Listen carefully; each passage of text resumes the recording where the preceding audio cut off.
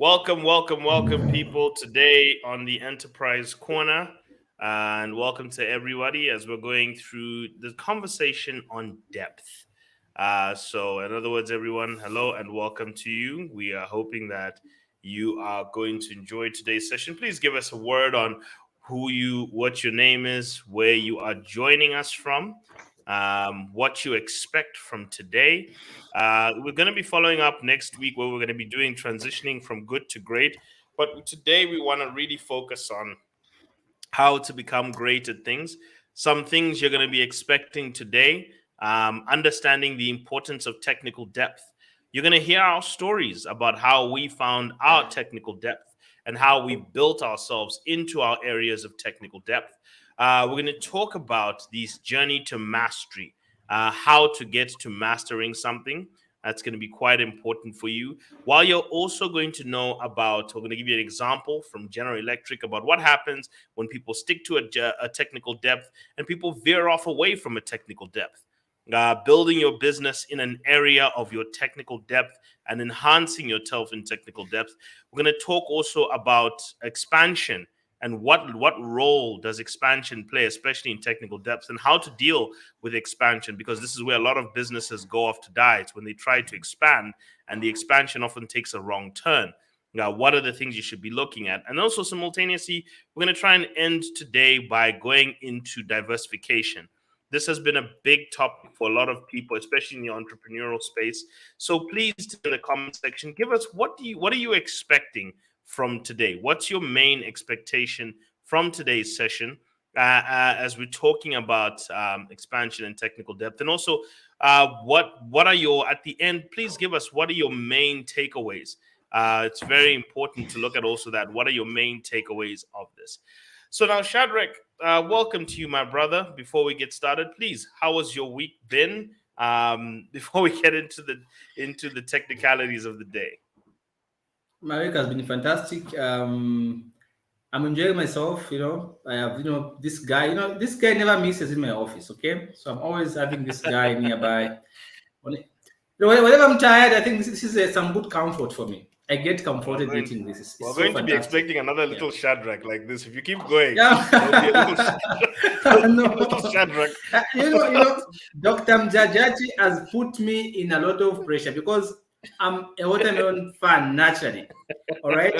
So now that Dr. Mjajachi talks about it, it's awkward when I park this in my car when I'm going somewhere. Uh, Sometimes I cut in half and then I begin, but people tell me, "Oh, Mjajati combo." I said, "No, I love this, not because of Dr. Mjajati." I'm We're in just trouble, telling you man. that. We're in Yeah, trouble. we're going to be Yeah, seeing a Shadrach yeah, squad. People, the blessings of God are so that you can become a great nation. Being a great yeah, nation. yeah, And that's the part of it as well. yeah. You must be financially blessed so that you're comfortable becoming a great nation.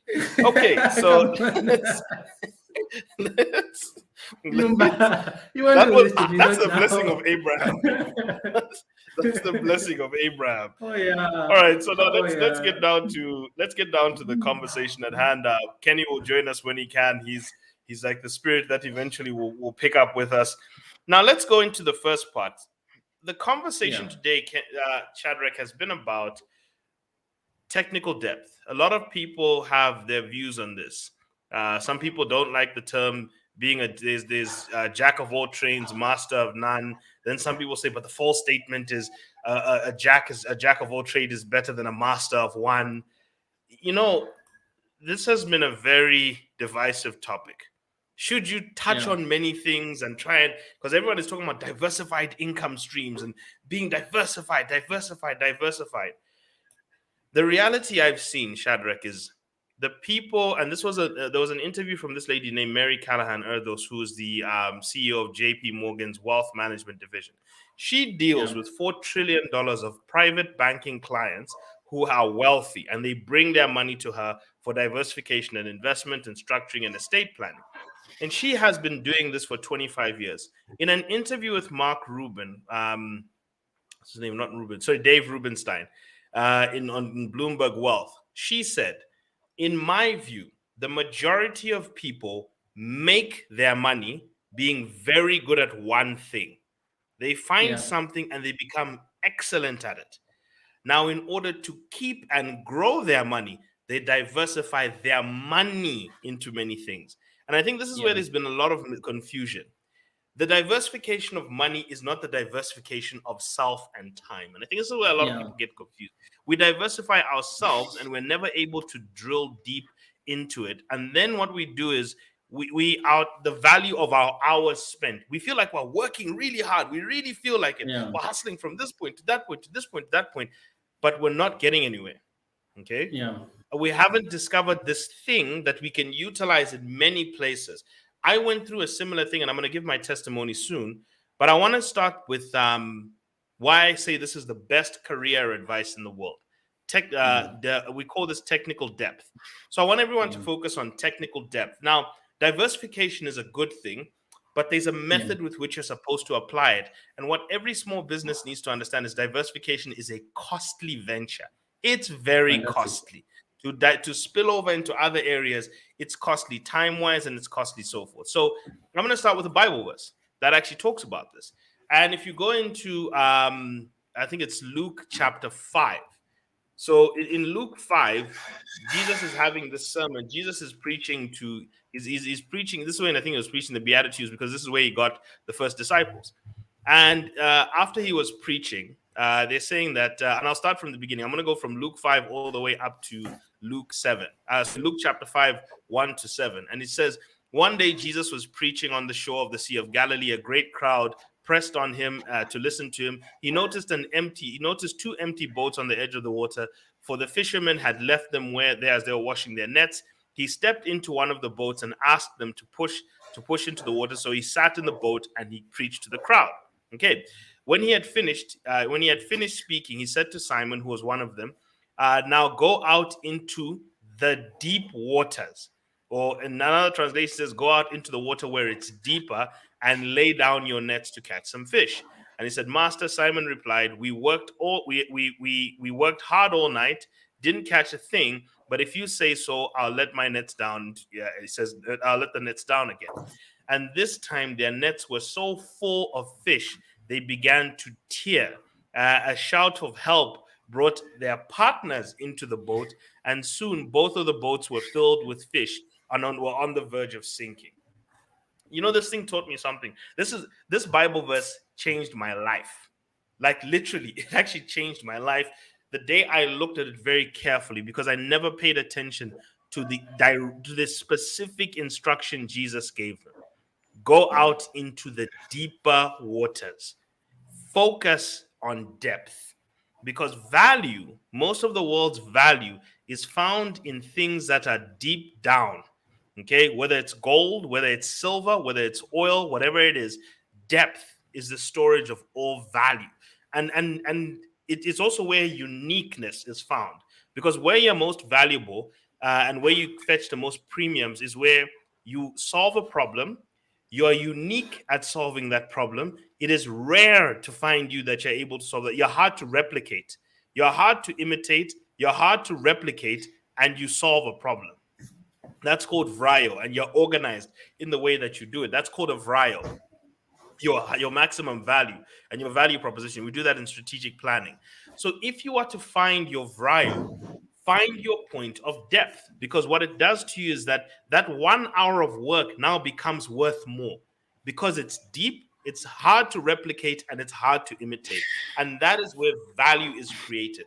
So I think what that instruction told me was, Munyumba, and it said to me, Munyumba, where is your technical depth?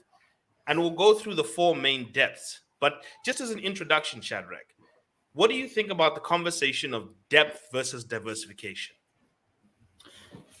That's a one that we can't avoid. Actually, Yeah. depth and diversification, they speak hand in hand. All right, and maybe just to show just 3 things that I usually discuss with my clients and also my students at times. Let me just show you this, guys. What we mean by saying is of great value when it comes to depth and also diversification. So if you look at what I'm sharing here, I'm sharing what is called a strategic lens. All right, remember, can you see my screen, guys? Let me know if you can see my screen, Yes, I guys, can. please. All Yes, right. yes, So if you see here on my left, there's a word said strategic lenses. All right. yeah, There are three lenses at which business people should be able to look at their diversification and their businesses. There's one which you call the experience lens, like that one there. All right. It's a lens that allow you to diversify into something that you experience at. But also there's something called the design lens. All right. So here it's another lens that I'm not going to talk about today. But I want to compare this to this other lens, the idea lens. All right. But because here now you want to try something new. All right. Now, the reason why I'm going to compare the experience lens and the ideal lens is what I mean by saying here. There's a serious relationship between depth and diversification. If you look at the first one here, the experience lens, this one represents depth. All right. This one represents depth. All right. The experience lens. So here we're talking about depth, something that you're extremely really good at. Now, this one may depend on your experience gained. This is a logical incrementalism, something that you can do without problem. For example, I am a lecturer, all right?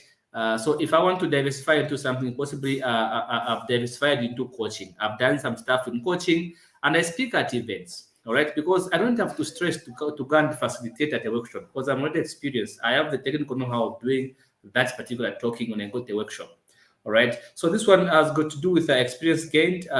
Maybe you have an education. Yes, I'm educated. I have qualification that enable me to say what I say and to lecture and to talk at events.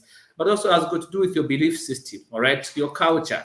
All those things may apply when it comes to depth. So depth is deeper, just like Nyumba is talking about it. But if you look at the ideal lens, this has got to do with diversification. Okay. Now I'm not going to go into a lot of details. I'm just going to talk about it plainly here. So this is where we have a guy who has an idea, all right? Maybe, for example, I'm a lecturer, but I say, you know what, I want to venture into farming, all right? I have an idea about farming, I have an idea about something else. So the difference between these two is that if I diversify into something similar to what I do, the chance of me making it are very much high as compared to when I diversify into something I'm not really good at, but I have an idea. But because here, I'm going to require a lot of expert knowledge. I'm not good at this thing I want to diversify into. So I have this particular idea, but if it works out, I'm going to be rich. If it doesn't work out, it's going to have an impact. Like Numba says, there's a cost to diversification, guys. So you have to think about it very much carefully. So as a professional, I look at depth as where value lies more often than not. Partly because, look at me. I know people in Mumbai get 10,000 kwacha per month.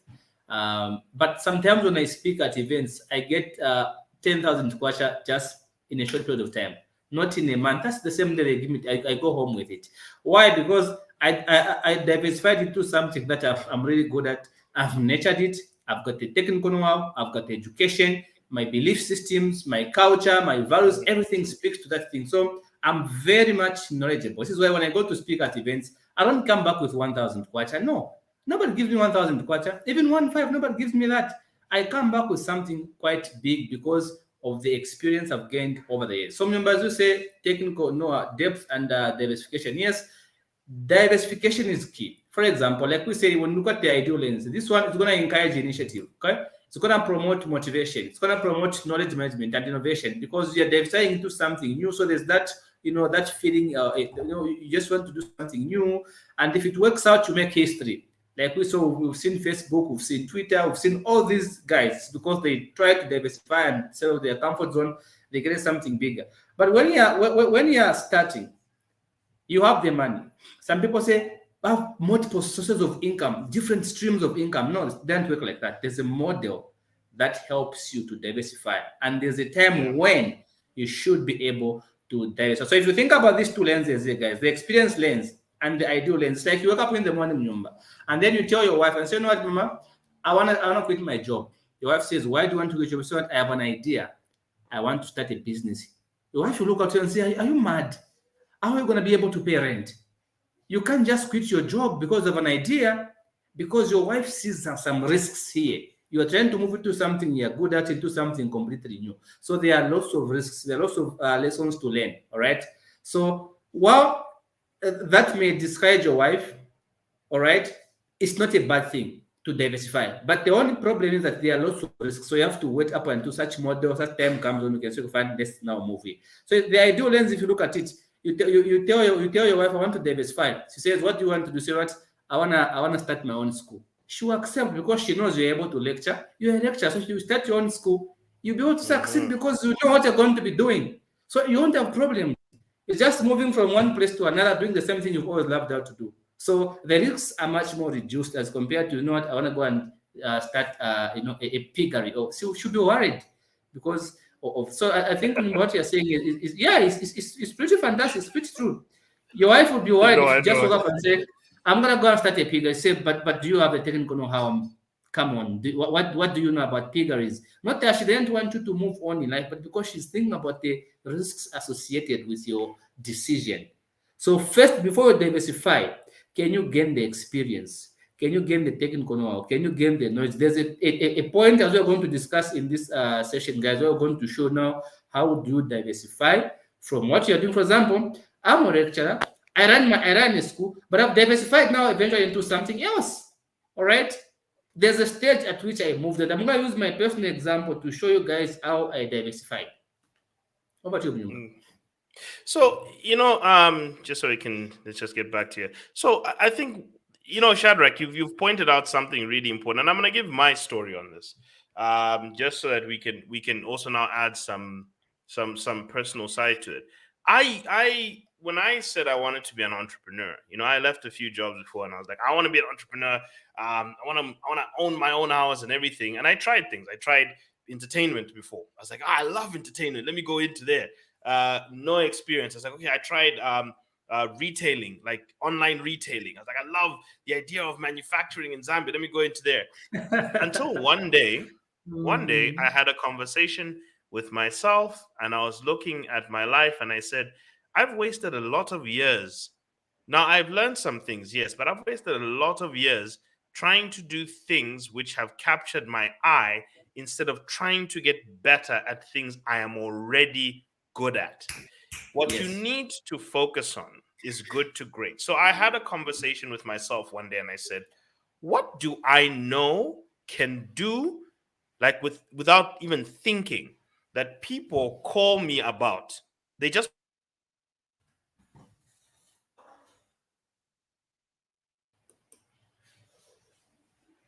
phone me. Okay, what can I do? What do people ask me questions about regularly? These are things that I brought into my mind. And when I thought about that, sorry, Shadrach, when I thought about that, Yeah. I said, well, I've been a financial advisor for a long time. People always ask me questions about it. Whenever I go even to a party or anything, people say, oh, yeah, I've got this problem with my portfolio. Like they're very comfortable bringing a problem to me. That's the first sign you should think about. When you know that you're good at something, people are not comfortable bringing their problems to people who are not good at stuff. They're comfortable, even if you're doing it for free, they're not comfortable. Even if you go, let's say, to a wedding and they say, can someone cook the meals for us? They don't want to buy food so that somebody can now go and burn the food. They still want you to be good at it, even if it's free. So Yeah. I asked myself this question. I said, I got 12 years experience in this area. At that time when I started, I said I had a decade of experience. I've got lots of relationships. I know people. I know this industry like the back of my hand. Even if I was drinking with friends and they mentioned it, I could start a conversation instantly. Okay, Yeah. because that is how knowledgeable I am. So I have a depth of knowledge. I have the skills to analyze. I have the skills to advise. I've so much experience. So I said, let me start. As a result, Shadrach, after so many years, and this Bible verse rings true, so many years of casting my net wide, I went into my depth, cast my net deep, and it's been 2 years of building myself out here. And all of a sudden, we go from businesses that were starting and stopping to a business that is growing and thriving and evolving and molding. Two things happened, Shadrach, that was so good. The Yeah. response was overwhelming. I understand what this verse meant when it said the fish came in and it was so much that it was sinking the boat. It got to a point where the demand has been coming in so strong. Like, oh, wait, hold on, we're not ready for this. Because when you go deep, you realize now how many people come rushing to you. In depth Yeah. is where now the customers come looking for you, where the phone Yeah. calls start coming in, and you're now trying to figure out, okay, how do I manage all of this? I wasn't ready for this. Because Yeah. that, if you want the success you're not even ready for, go deep into an area. Shallow, you Yeah. can get success, you can manage. But where you find the success where you're not even ready for it, go into your depth. That's one thing. And two, which is also in line with this Bible verse, which I really love, is it made me start looking for collaborations, such as Shadrach right now. I started to get demand in areas where now I needed to start working with other people. Just as they said they had to call upon help of another boat to start, I needed to start working with Shadrach. I needed to start working with Kenny. I've started reaching out to others because I've realized there's so much value in what we're doing right here, right now, in this space.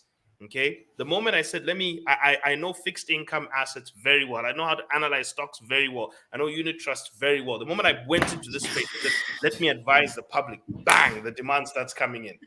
Okay, now Yeah. you're able to actually man, and that is where now I started needing to collaborate with people. So two Yeah. things happened. I was overwhelmed and I had an overflow that I could pass to people. And Yeah. that is the beauty of what I said. That's my personal experience with going into my technical depth. And one thing I've started to see is because I've zeroed in on my technical depth, and Dr. Jordan Peterson even talked about this once. He said, when you go into your area of technical depth, you are able, you get trusted by other people as well. They start to Yeah. call on you for deals, for opportunities, and say, "Oh, you're a good analyst. Can you do that?" I've had people in their conferences who come and say, "I need someone to speak on bonds in my conferences or speak on fixed income. Can you come and do that? Can you come?" I recently went to Solwezi. Someone says, "Okay, you're very good at this. Can you come?" You start getting recommended, okay, because of the trust that people have put into you. And that's the experience you get. And then eventually you can start to branch out. And now I'm feeling, I can see the path of diversification because it's making sense to branch out along my river. I think of this technical depth as my river.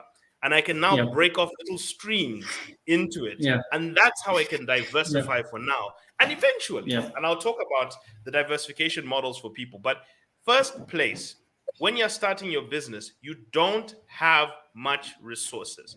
You don't. So you need to maximize your time and your impact. And you do that by going deep. If you go wide, you're going to burn through a lot of resources and probably indebt yourself probably doing it. But try and focus on depth and an area where you have depth. And I'll talk about the 4 levels of depth very soon in this point. But that's my testimony about going deep. Shadrach, I don't know, I mean, you've talked about it. You were talking about it as well. And maybe let me let you open up on this part about your area, because I think we're 3 people who have focused on our depths now. And I've gone from this. So that's my story of how we got into this by saying, let's put aside everything. And we started learning to say no to things and saying, let's stick to where we are deep. Fantastic. And remember, I like the story part because it speaks to what I've been through myself. Like I said earlier, when I was starting, uh, I was an employee. I've worked at the senior level. I've never worked as a junior, fortunately, because the first job I got was at the senior level. And in accounting, the first job determines the second job, your next job. That's how it works. If you Yeah. start as a junior, it will be difficult for you to grow through the ranks. So I was so fortunate that with the first time on my job, I started at the senior level and I've always been at the top level. I've never gone down. So now, when I was when I was trying to see what I can do best, because there were all these things in my mind, all these ideas coming through. So one day I said, what can I do better? What am I good at? But growing up, I've always known people have always come to me. When I was in high school, my biology teacher would leave me to teach my friends biology. When I was in college, my lecturer would leave me to teach my friends financial reporting. When I was a kid, I taught a lot of neighbors' kids how to read. So growing up, I'm somebody who has always loved knowledge. So I thought, what can I do better? Okay, let me try lecturing. My mom used to tell me, when you grow up, you should become a lecturer. I didn't know what it meant. I said, what is a lecturer? All right, because as a kid, I didn't understand what that meant.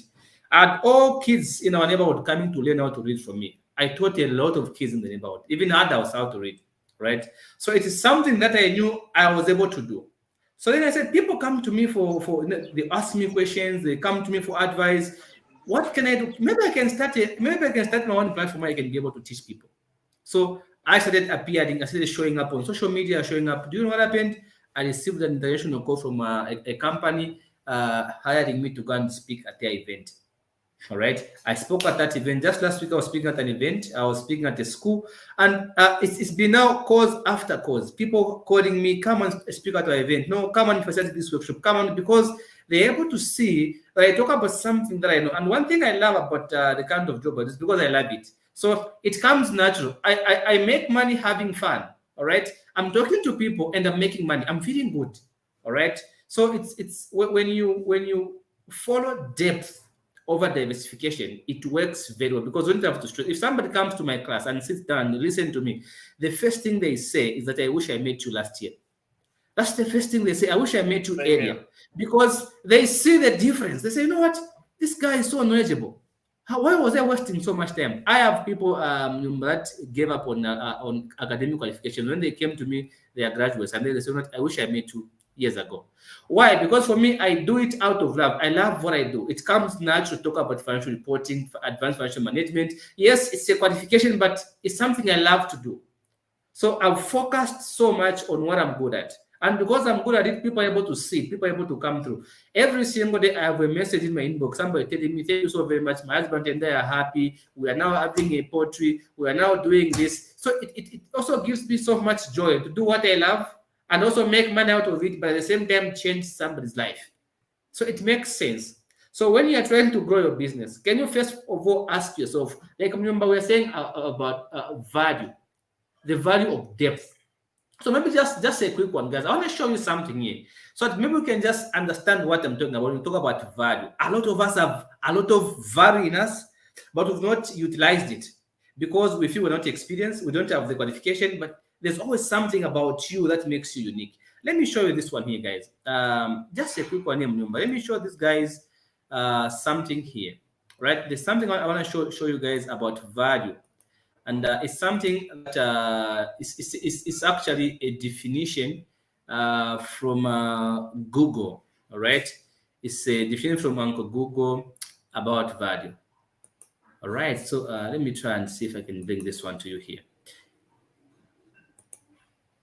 Okay, yes, there we go. So I have it. Please tell me if you can see, guys. This is just from Google. I just tapped the meaning of the word value. Can you see that screen, guys?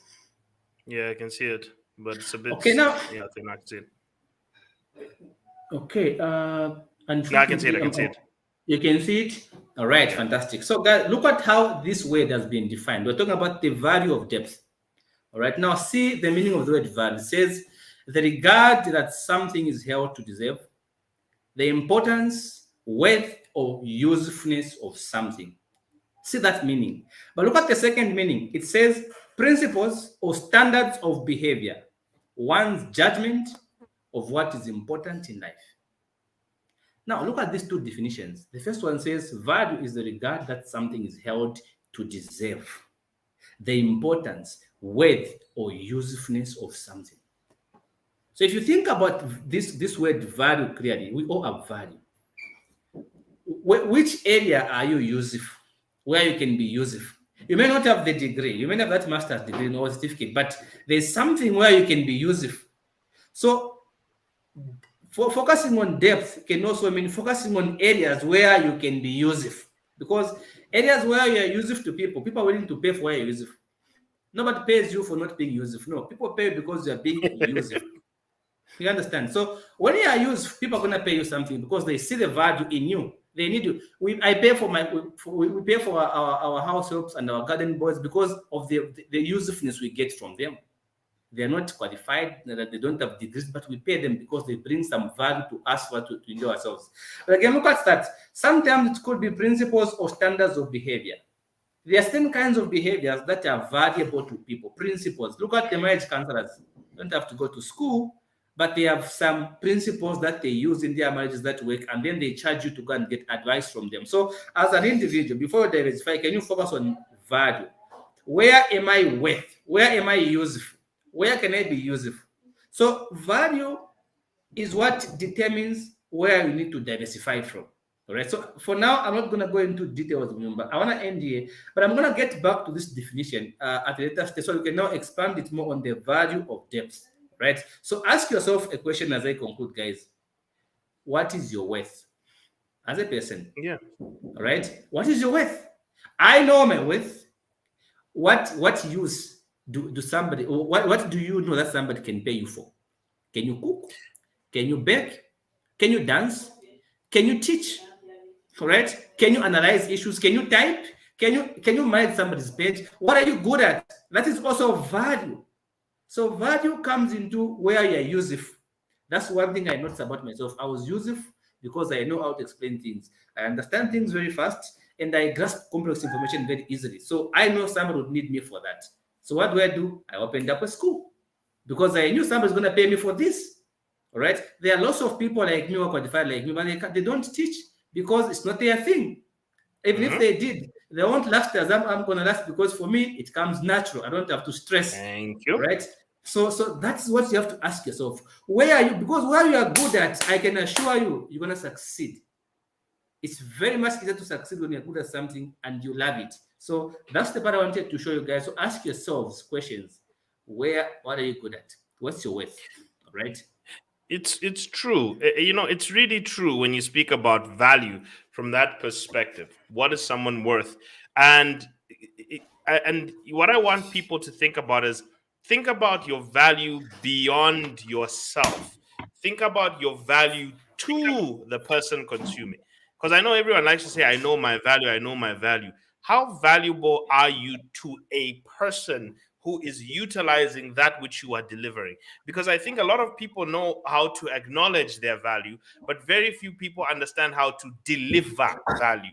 Okay, because this is the key and important part. So I'm going to talk about the 4 areas of depth that you need to look at. But I want to add to Shadrach what he said is be useful, and I'm going to say be uniquely useful. Okay, if you to get paid, you have to be useful. To get paid a lot, you have to be uniquely useful. Okay, I went from, and I've seen, I know what Shadrach's talking about, where you can spend a month working and get paid 5,000, and then you can do an hour's worth of work in your area of talent and get paid 5,000. Okay, because you are uniquely useful. You are. This is why we say the beauty about depth is where you are deep, you are hard to replicate. Depth is hard to replicate. A bar of gold takes a lot to get to because it requires equipment, mining, everything. It requires smelting. There's so much it takes to process it that it becomes intensely difficult to replicate it. So be hard to replicate by going into your area of depth. So let's talk about your 4 depths. Okay, people, I want you to take notes in this area. Your 4 depths. And these are the things that will actually teach you where to find it. One is skills and proficiency. Where are you experienced and skilled in? And you know how you can test it. There are results oriented things here. Skilled and proficiency is where can you deliver results for people that are bigger. In other words, you can produce more in a space of time. Better, Yeah. quality is improved. Faster, stronger, with less risk and less waste. Cheaper, or what's it, or more convenient. This is Yeah. what you want to do. Where can you deliver consistent, and not just once, consistent results? Bigger, better, faster, stronger, cheaper, and more convenient. If you can look at those areas, that's your skills and proficiency. So if you are put next to most people, are you bigger? Are you better? Are you faster? Are you stronger? Are you more proficient? Write that down, people. I'm going to say it one more time: bigger, better, faster, stronger, cheaper, more convenient. Okay, I want to see someone write that down. The second area of your depth is your knowledge. What do you know more of than other people? In what area are you deeply knowledgeable? Either by Fantastic. experience, either by this. And I'm talking about not just book knowledgeable, life knowledgeable, where you've practiced, where you've put pen, not just pen to paper and just one simple thing, where you've actually delivered results. Where's your first-hand knowledge? And Fantastic. I'm talking about knowledge Fantastic. and insight. You do not gain Yeah. insight without experience. Do not lie to yourself on this one, people. You can gain knowledge by reading. You gain insight by practicing what you have read into real life and you have Yeah. seen it. Okay, Yeah. I've seen 2 major market downturns and 3 market recoveries in Zambian stock market history. I've seen the market lose about a quarter to half its value, bang, in the space Yeah. of a year or two. I've seen Yeah. that. And I've seen the market recover. That is insight I have in this world. And I've seen it and I've experienced and I've seen it come back. And so, because of that, because of operating in that environment, I have insights as to what is an underpriced stock. I have insight. I've seen the bond market go through its ups and downs. I have insights in these areas. Okay. Because I have taken what I have learned and I have practiced it into areas and I've seen the different outcomes and different variations. It's all good and well to read people. I know people who just read books and read books and read books and read, but they never apply a thing. Okay. Yes. Read and apply, people. So your knowledge is not the things you've read, it's the things you've read and you've applied. Okay. So that is where the depth of your knowledge is. And you should have hours upon years. You should have years of seeing this at work. The third one is your beliefs and passion. Okay. What do you believe in so strongly? Because this affects your energy. So your skills will affect your delivery. Your knowledge will affect your decisions. Your beliefs will affect your energy. Okay. The amount of energy. Shadrach was talking about doing something that you are fun, that you find you're having fun making money. That is like a strong belief. Okay. Yeah. That's a third one. You really need it because you have to give your energy. Your energy is your number one asset. You don't have cash, you don't have capital. So your number one form of capital is your heart right now. And you deliver with your heart. That makes you diligent. It makes you push the hours. It makes you proficient. It makes you learn more. Also, by the way, knowledge also helps you learn faster. So it also helps in the speed of your learning and your development. And your fourth depth is relationships. Okay, where do you have deep relationships? Because the beauty of a talent, when you read the Bible, it says, a man's talents shall make room for him. A man's talent shall bring him before kings. Where are you likely to get phone calls where people will say, Shadrach, Mnyumba, I need you at this? Because it's those phone calls that give you an opportunity. My first Bonjucation class, and I'm going to give her a shout out to Jane Mazimba.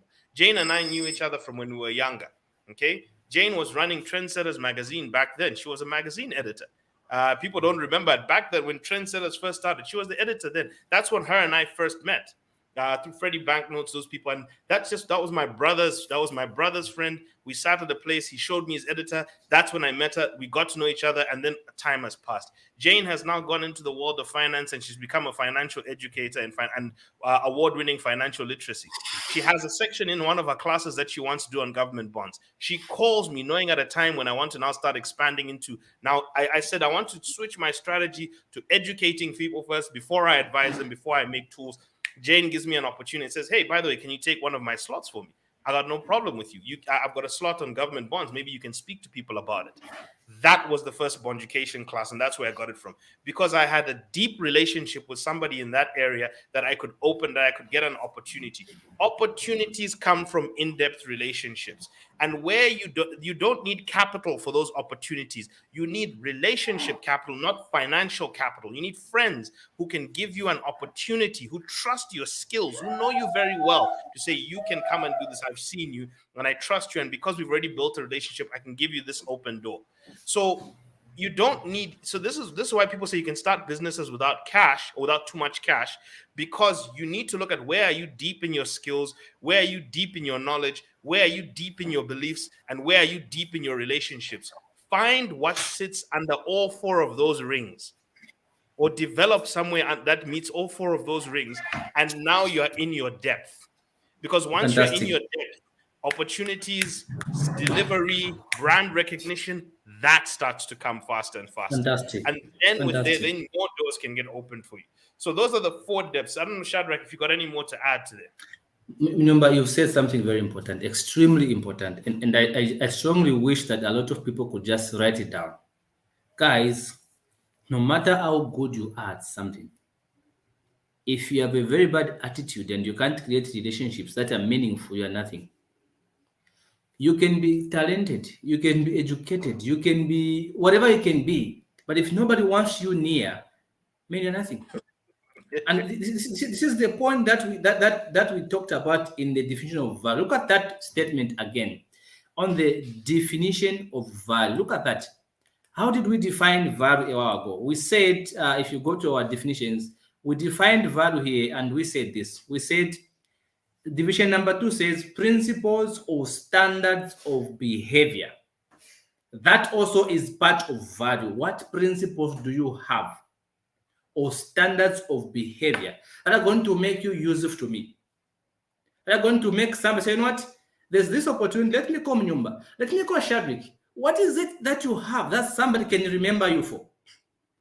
You Mm-hmm. need to have a certain kind of behavior to build meaningful relationships. You need to have certain kinds of principles so that people can trust you, because relationships are based on mutual trust. In business, people don't know you. They are trusting you with their money. They're taking a chance on you, even though they don't know you that much. But because somebody who knows you recommended you, they're going to use you. So you must understand that value does not just come from education, does not just come from because you're an employment. No, it also comes from your own principles and the standards of behavior. I'm going to tell you something about a friend of mine. All right, you guys, remember, you know Upe. Upe is a good friend of mine. She's my co-host on a show, and I'm developing a system. So Upe has a document that she got from somebody. I don't know where she bought this document from. It's a very good document, and I like some of the things, even though it wasn't a complete document. But I thought maybe what I have and what this document has, I can build on it. Then she tells me, you know what, Shadrick, I can't give it to you because I signed somewhere that I'm not supposed to share it with anybody else. I said, okay, fine, but we work together. We are partners. I can simply see what this document is about, and I build it. He said, no, I'm not going to give it to you. She told me, one day you're going to thank me that I didn't give it to you. I said, no, it's not a big, but inside I knew that this is what I need. I need somebody who has principles, something they stand with. Because I know if I build a product, I give it to her, she won't gonna distribute it to somebody for free. All right. So what builds the trust are the principles that you uphold, the standards of behavior. Like my friend tells me, no, Charles, I'm not going to give it to you. Yes, you are my friend, but I'm not going to give it to you because I signed with somebody that I'm not going to share it for free because they are the ones who built it for themselves. All right. So that creates trust. I may not be happy. Maybe I say, my friend, you can't show me this, but inside I know I need somebody like this, somebody I can trust with my products. Because I work tooth and nail to create my formulas and think I don't want to give somebody who's just gonna go and dispute for free with people. So guys, like Number is saying, build relationships, collaborate with others. You can never get to where you want to be if you don't know how to collaborate and how to build relationships. You must have value also in your standards of behavior. I think that's a fantastic point. Very No, and fantastic. and yeah, so it's true. By the way, please stress that point on relationships. Your opportunities are going to come from your relationships that you can build and quality relationships. That's why I said depth of relationships are really important. So quality of relationships is really important, I think, coming out of here. So yes. So I want to give an example um here on going deep. But first I want to talk about the steps of going deep. Now, I always cite a man named Booker T. Washington. So I'm going to try and show this as well.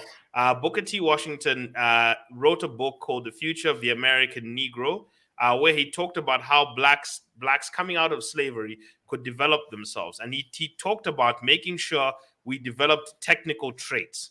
Okay, he said, make sure you become very good in technical areas and make sure you become very good in certain skills and traits. So I'm going to put here something called the 9 levels of mastery. And this is by Booker T. Washington here. So I don't know if everyone can see this. So this Yeah, is we the can see. process he brought in from chapter 4 of The Future of the American Negro, where he talked about mastering your craft. And I'm going to go through it. He says, first, you must build your knowledge in something by reading. And he stressed reading about it. Read everything you can. Read papers, read reviews. You shouldn't be caught on social media doing la di da. If you don't have a proficiency, why aren't you reading about things you have potential in?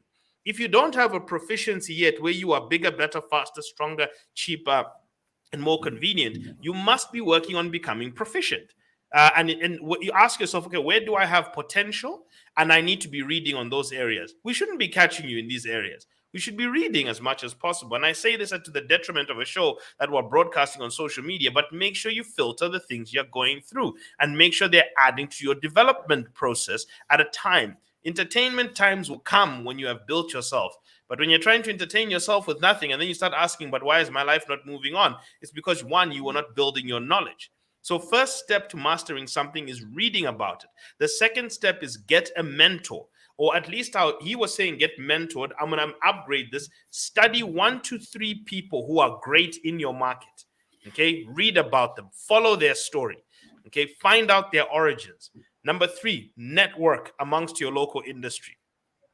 I told you my opportunity with my first group that came from net. That's a network of friends who look to you and say, "Hey, I've got an opportunity here for you." You will not get those if you do not network in your local industry. What are the events? What are the mixers? What are the associations? I know some of these things can be irritating sometimes, and it feels out of the blue. But go to them. I remember. I remember just after I got married, just after we got married, Mlenga and I, there was a securities and exchange event that they were having. It was just a like a function. It wasn't even like a proper. It wasn't even like a main thing. And she said to me, she said we were talking about it, and she said, go to this event. I'll even go with you myself. She came with me. She says, let's go to this event. And she said, the reason why you should go is because in life, you really have to make sure you're as many of these things as possible, because meeting people sometimes opens up. Okay, and I was a member of the market. They invited everyone in the market. Everyone was allowed to come to those things, but it was a market development dinner. I think they were having it. But going to things like that helps you make sure that you're connected with people, so that when there are things that need to be done, you're first in their mind, because people think like Yeah. that. And it's not even Yeah. it's because you should be. Yeah. So Yeah. network in your industry. How will you know what is going on if you don't network in your industry? How will you have a Yeah. grip on the opportunities? Yeah. Practice extensively, okay, until you have mastered the basic version. So Booker T. Washington said, practice. By the way, he was giving the example of somebody who works in the brick industry. He was talking about a guy who was making bricks, and he was saying, practice making these basic versions of bricks over and over and over and over until you've developed a skill that is either bigger, better, like until you've developed a way that is so unique to you. 5, learn variations and specializations. Now he says in bricks, now find out, okay, now you know how to make basic bricks. How do you make red bricks? How do you make fire bricks? How do you make this? Start learning the specializations of your area, because your depth is going to be a specialization. Okay? It's going to be a specific point. The 6th one he says is, once you have specialized and you've practiced and you've networked, now he says, get out of your town. Go to another Yeah. town. Meet people in these other markets, in these other industries. Who are the other financial analysts you talk to in other countries? Who are the other what's it, chartered accountants that you talk to in other countries? Go and deal with them. Find out how they're best at doing it. Study them. Okay. Yeah. Find out what the best in other nations are like. Because what if there's a different culture of doing things that you need to try and adopt here? When people started bringing Kaizen production systems into mainstream manufacturing, is because people had traveled to Japan to find out what was Yes. going on. What was it that the Japanese were doing? Without traveling to Japan, they were never going to bring Kaizen into their No. methods and understand the No. importance of optimization. Number 7, build your reputation. Deliver results for customers consistently and build a reputation amongst them. Okay, that art of building a reputation and offering and executing, that's another thing. Now, number 8 is just to repeat steps 1 to 7 consistently, always learning and always improving, constantly looking at where you can improve, learn and improve.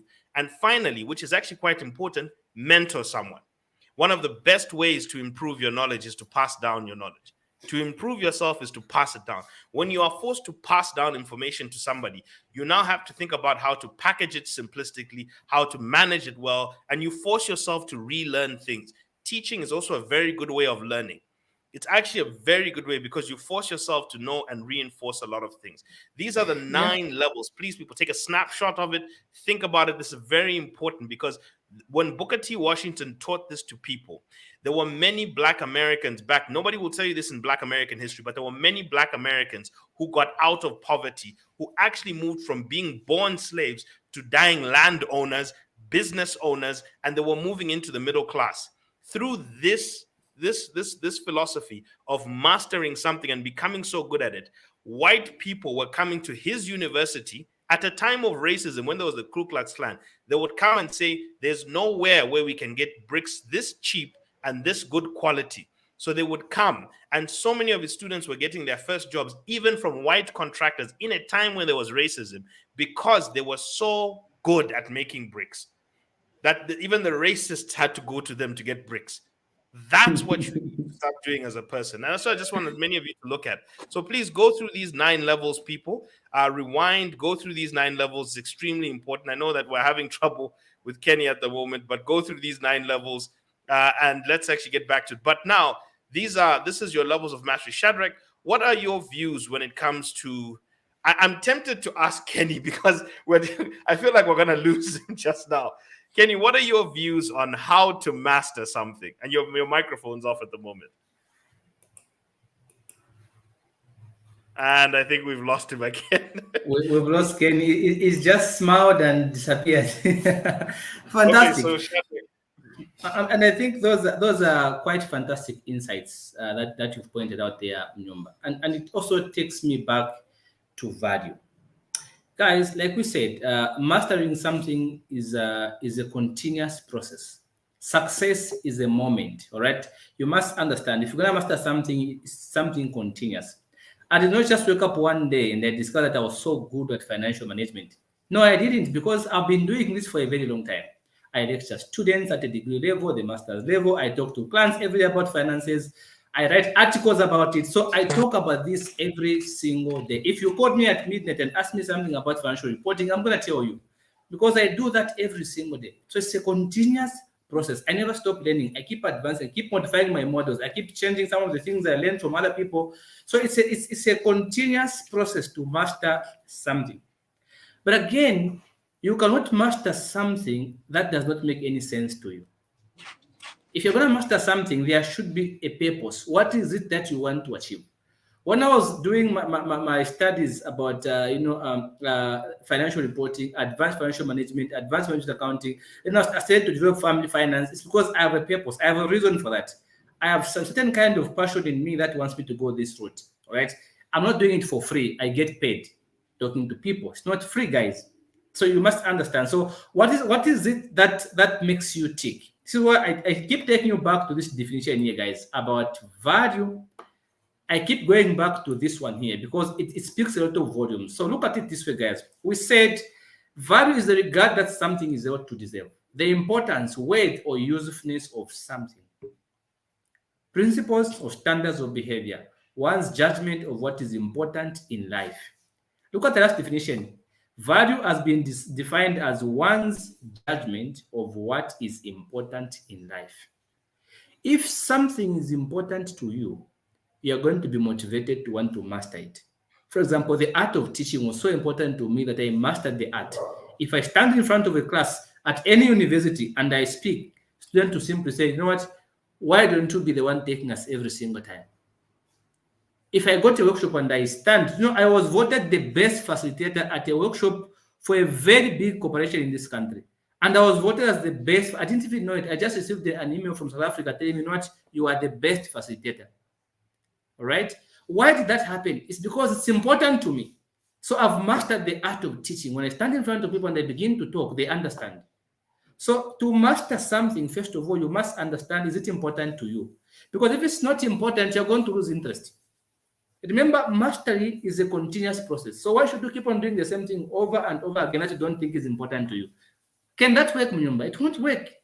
Yeah. Because it's not important to you.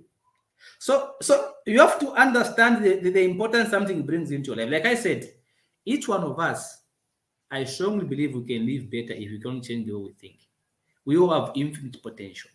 All right. Some of us are good at singing. Some of us can dance. Some of us can cook. Some of us can bake. Some of us can write books. Some of us can do research, can write articles, can do whatever it is that you know. What is that is important to you that you can master so that it can benefit you. Start from there, all other things are going to fall. But again, remember, to master something, sometimes you're going to need help. You can't do it on your own. This is where now we said here, Munyumba mentioned something very important. He said, can you look for a mentor? Now, I want to comment on this point, guys. A mentor is somebody who is succeeding at what you want to become. A lot of us, we choose wrong mentors. That's the problem that we have. All right. We simply go to social media. We see who has a huge following. And then what do we do? Boom, is my mentor. You are my mentor, but what do you want to become? If I want to become a leading financial expert, of course, I'm going to need to look up to somebody who is succeeding at being a financial expert. A mentor is somebody, guys, write this down in the comments. A mentor is somebody who is succeeding at what you want to become. If you choose a wrong mentor, you are lost. A mentor is somebody who is succeeding at what you want to become. Guys, can I say that in the comment? Please write it down. A mentor is somebody who is succeeding at what you want to become. That's what a mentor is supposed to be. So choose the right mentor. Like Number said, that's a very important point Number you mentioned there. You sometimes to master something, you need help. You ask somebody who has done it before so that they can show you how they eventually got around those obstacles you are facing. Because you're looking up to somebody who has succeeded at what you want to become. So you can ask them questions. If you came to me, students who come to me and they say, Mr. Sam, how can I do this? Shadik, how can I do this? Because it's something I've done, something I've been doing. Then I'm going to tell you, you know what? For me to do this deco, for me to do this presentation, for me to do, I do this. So my area of strength is this. I research this. These are the tools I use. I'm going to show you things that make me tick, things that make me stand out. So when you are choosing a mentor, don't just go for numbers. All right, because numbers are huge following. Then you say, no, it's my mentor, you're my inspiration. No, but what do you want to become? Is this person whom you're inspired by so much? Are they in the category of the thing that you want to become? Hello, sorry, I don't know if we've lost Shadrach for a moment. Kenny, so Kenny, I think now that we have you, hopefully, oh, there we go. Shadrach is back. Kenny, can we have you for a second? Say hi to you guys. Like, hi, how are you doing already? Yeah, in the middle of the war zone, my brother. How are you doing? I've figured it out. The rotation just doesn't work on this phone. So the moment it rotates, it just, I just said, let me try it one last time without using the rotation. Let's see if it's going to work. So you see, you can't keep doing the same thing, you have to try other ways. All right, can you give us your thoughts on mentorship and mastery and where you are right now? Give us your thoughts on mentorship and mastery because we've been talking about depth and mastery. Yeah. You know what I love about mentors? Mentors are different from coaches. Coaches book you a seat on a flight where they themselves have never been. A mentor is someone who's actually been there and is navigating and showing you how they did it. And then in order to do it better, you apply yourself to the situation that is presented before. We've seen it in movies where a guy gets beaten up in the beginning and then he goes to see a Kung Fu master who teaches him how he does it, how he did it. And then the learner now also adds his own skill to what he's been taught. So that's the beauty about mentors. Mentors are different from coaches. Coaches are guys, believe you me, trust me. These are the people that will tell you stuff that they've read, they've understood, but they themselves have not mastered a thing. What they have is creativity. We're not saying it's a bad thing to coach. We're just differentiating a mentor from a coach so that you have a better understanding. So if I tell you this one's a mentor, that's why people go to Elon Musk and want to learn his stuff because they can see what he's built. They'll go to Shadrach because they can see what Shadrach's built, and they'll hear what Mutwala is saying because you're seeing what Mutwala is doing. See, that's the difference with a mentor.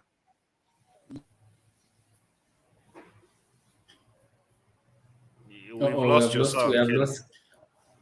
We have lost sound from Kenny. Kenny, we can't hear you. No, we can't hear bad, you. Kenny. You're gonna have to reset and come back on that one. You may have to come back in and out just to get your sound. Let's try this again. Yeah, unfortunately. So when it comes to I think when it comes to mentorship, and I think you can bring him in. When it comes to mentorship, there's something that's actually quite interesting. There's something called the productivity formula, which I learned very quickly for myself, and I was trying to apply this to things I was trying to learn. And what they said is often when we're mentoring, when we're trying to get a mentor or an inspiration, Shadrach, I think you used a very important word there. People differentiate between a mentor and an inspiration. An inspiration is always from afar. A mentor is close. And Kenny made a very important differentiation also between being coached and being mentored. Being coached is a person who will teach you concepts and guide you on certain things. Being mentored is something different. Being mentored is somebody taking you through their personal story. That's a very personal thing. So mentorship and coaching, very different. Coaching and also the same thing with mentorship and inspiration, very different. Okay, so categorize, is this person my inspiration? Are they my mentor? Are they my coach? What are they? Okay, because Yeah. those are very important things that you need to categorize them for, because all three are important, they play a role, but you need to make sure that you define them carefully so you know what Yeah. role they're playing in your life. Because you may have a coach and you're thinking they're your mentor, or you may have an Yeah. inspiration, you think they're your coach. They're not. Okay, so you have to make sure you differentiate between them. But what people often do is that they don't understand levels. Shadrach, do you remember we used to play video games when we were kids? And there were games like, I don't know if I'm dating myself here, but there were games like Shinobi, or we used to play Streets of Rage. All these video games that we used to play, even things like Street Fighter, all these things. Yeah, Street Fighter. Yeah. And what you knew is every battle had levels, had increasing levels of difficulty. Contra and things like that. Yeah. Uh-huh. and you had you had a boss at each level. You had a boss that you had to fight at the end of each level. Yes. When you defeat that boss, you go to level 2. Then you fight through, you defeat that boss, you go to level 3. Yes. The problem with us is when we pick our mentors, we don't realize, and I give people this exercise. Write down the top 10 people in your industry. Don't write one, write the top 10. Okay? Start at number 10. Start to imitate number 10. Your goal is to get to number 1, but start by imitating number 10. And find someone even in your area. Imitate that person. Then when you imitate, when you've gotten to a point of imitation where you are comfortable imitating what that person has done, now you start to customize it. You start to add your own, because Kenny said it first. He said that Kung Fu master shows him, and then that student starts to add their own flair to it. Okay, so that's what you do. You learn first, you mimic first, then you add your own style. Then when you have that, at that point, you have mastered that person. Now get to level 2. Who's my level 2 mentor? You're number 9. So you cross them off and you keep getting better than each of these ones. By the time you get to boss number 10, and you'll notice, even in those video games, you have now become an amalgamation of those 9 plus yourself. You've stylized all of them and you've started to pick up pieces of them. These are your top 10 inspirations or your guides in these. If you do that, here's what you avoid. If you try and go straight to the top person, the difference between you and that person is so wide, you're going to get discouraged. You are actually going to get discouraged and you're going to give up. So start with somebody who's closer to you and then beat them. Then go to the next person, then beat them, then go to the next person. You are likely to catch up with the person at number 10 more than you're likely to catch up with the person at number 1, and slowly work your way up. If you are baking, for example, don't go for the number 1 baker in the world. Go for the person who's number 1 in your neighborhood. Okay? And now start learning how to try and get to that level. Then get to the next level, then get to the next level. Get there incrementally. That is how you actually start to learn to improve yourself and your skills. But if you try and go straight to number 1, you're most likely going to be discouraged. So it's something I just wanted to add. People, level out your mentorship program so that you start at incremental levels and don't rush to the number 1 in the world. Because when you fail, you're going to fall so hard that you're going to convince yourself that you are a failure, and then you're going to end up giving up. And that's why people say, no, but you don't have the tenacity. No, it's because you in a short space of time, you try to go from knowing nothing to being the number 1 in the world. So first win the local don't work league like that before you try and win the Champions League and the World Cup. Start at the local league. Fantastic. So yeah, Shadrach, your thoughts on that? I think what you're saying is true, guys. When I started with my lessons and when I started lecturing people, there's a man that I liked. This man is very sharp. All right, the man was just awesome.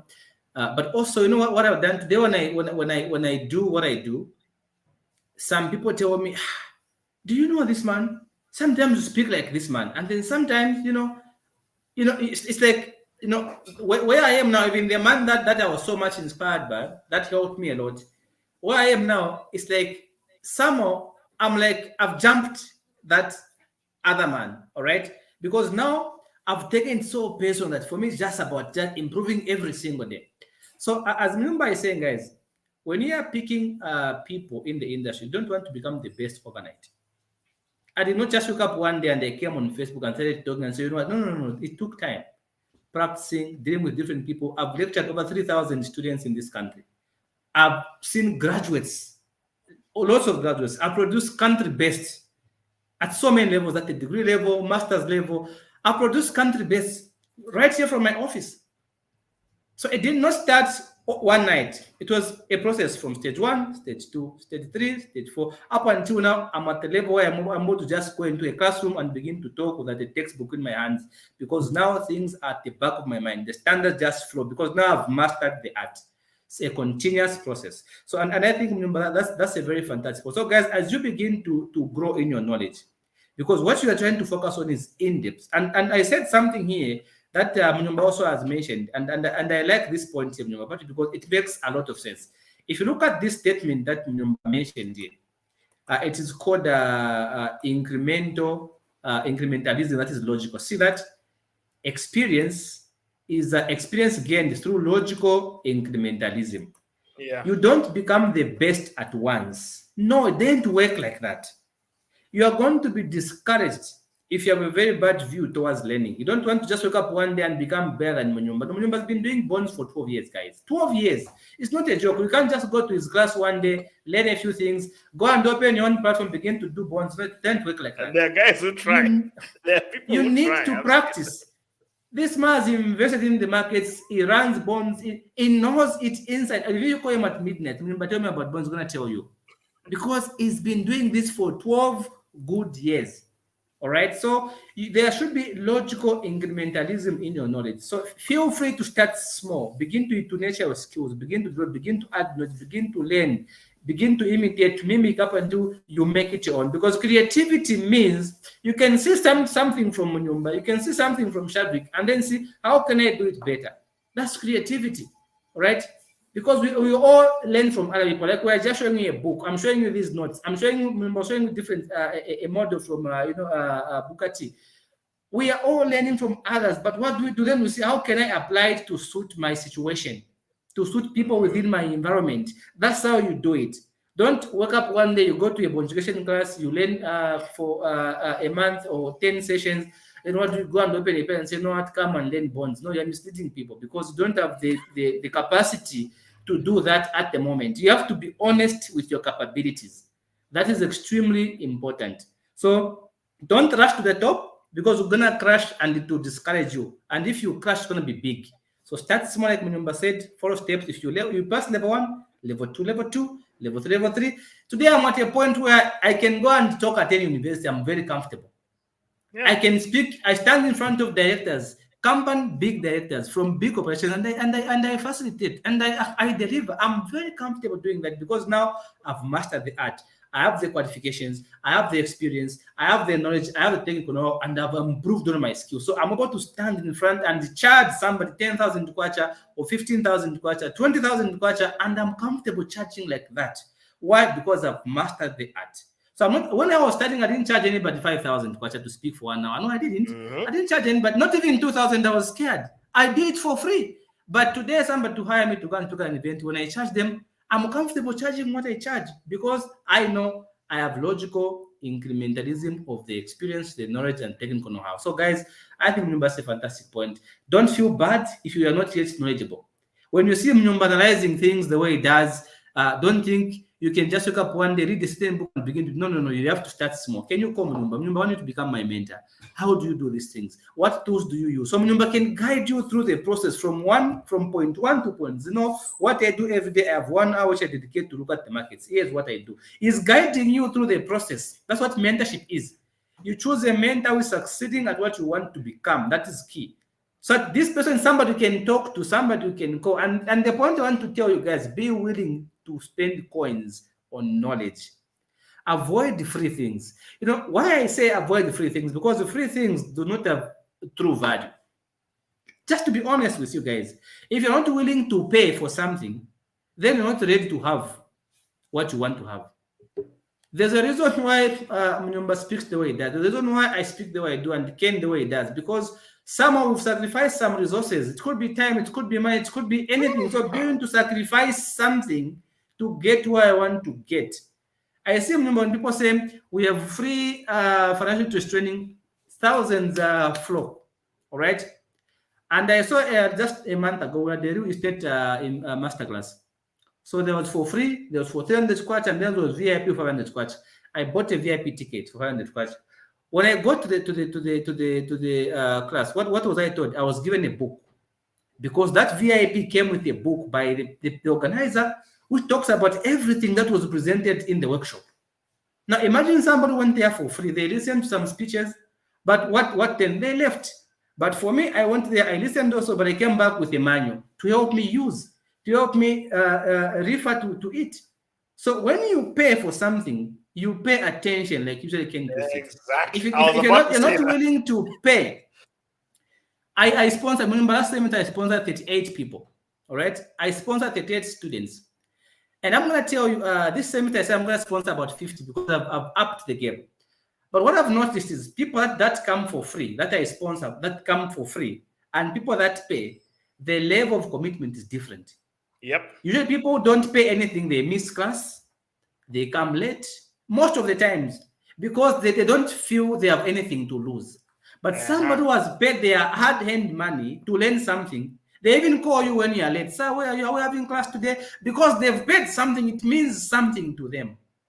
So make it a habit to always want to pay for something that you need to pay for. Don't always look for free things because there's no real value. Do you really think I can just come to Facebook and sit and I offload all the information I tell my clients on social media? No, I'm not going to do that.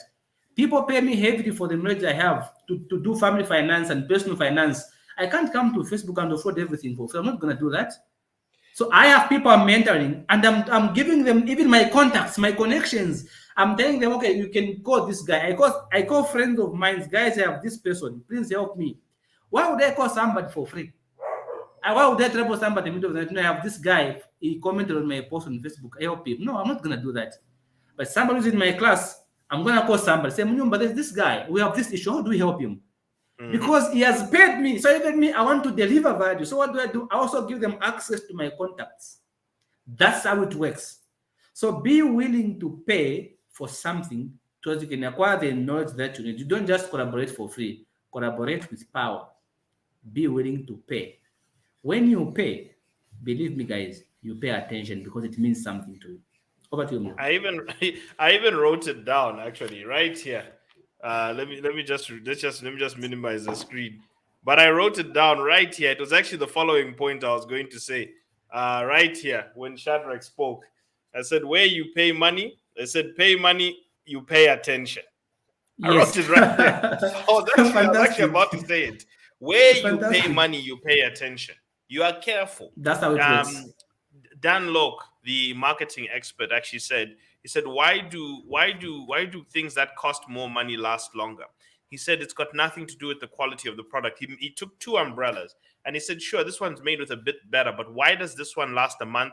Why does it die out? He says the person who pays $20 for an umbrella will leave it lying on the ground. They'll leave it open. They'll step on it. They don't care because I didn't pay much for it. It's cheap. But he said the person who paid $400 for an umbrella will put it in a case. They'll handle it with care. People who pay money for things handle it with care. That's why you notice even when we give out advice, I'll say something, an advisory point, then all of a sudden people start bickering in the comments. Why? Because those people don't pay for it.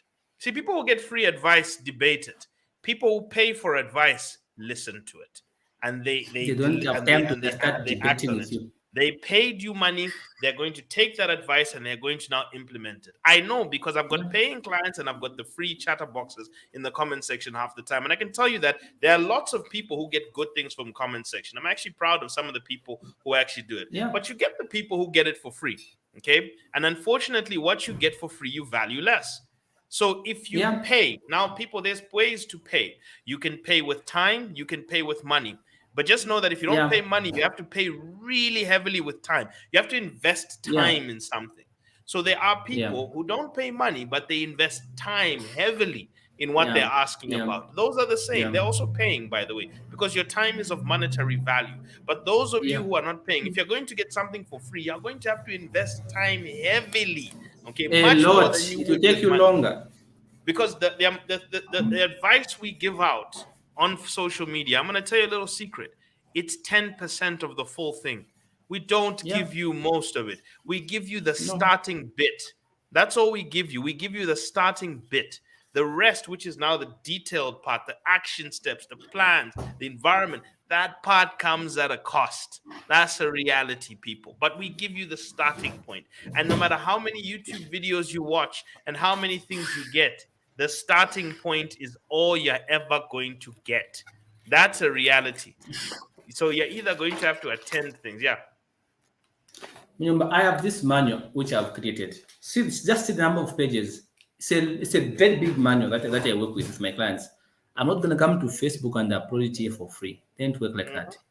Have you seen? That's So not how what we are that's the saying reality. here, guys, if you are serious about growing in your life, be willing to pay for things. I attend functions and I make sure I pay for functions I attend because I know when I pay, it is something to me. I'm going to pay attention. All right. Like I told you, I went to a workshop and I came back with a book.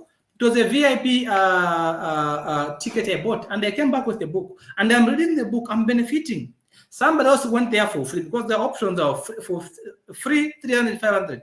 But I have a book that is guiding because I paid a VIP ticket and I can refer to it anytime by the organizer of the workshop. So I'm able to learn at my comfort because I paid something. All right. So I'm taking care of this book. I'm reading it every night because why? I paid something for it. So there's a difference, guys. If you want to succeed, be willing to pay and be willing to collaborate with people who have influence in the field where you want to be. Don't criticize people you should be learning from. Avoid that. All right. Yeah. I see a lot of people begin to criticize people they should be learning from because of 10 personal reasons. Please be willing to learn and pay for knowledge. Here's a dirty little secret, people. Nobody talks smack about you who's above you. People who are above you, they don't have time to deal with you. The only people who have time to talk smack about somebody are people below them. You're supposed to be spending time learning. You're supposed to be gathering information. If a person is not useful to you, don't waste time criticizing them and then move on to somebody who's useful to you. Spend 95% of your time that you are learning from people, dealing with people who you can learn from. Do not spend time expressing to people who you cannot learn from. And we've been there. I've been there. I'm a hothead. I say things all over the place. But I've also learned that there's certain things I don't need to get involved with.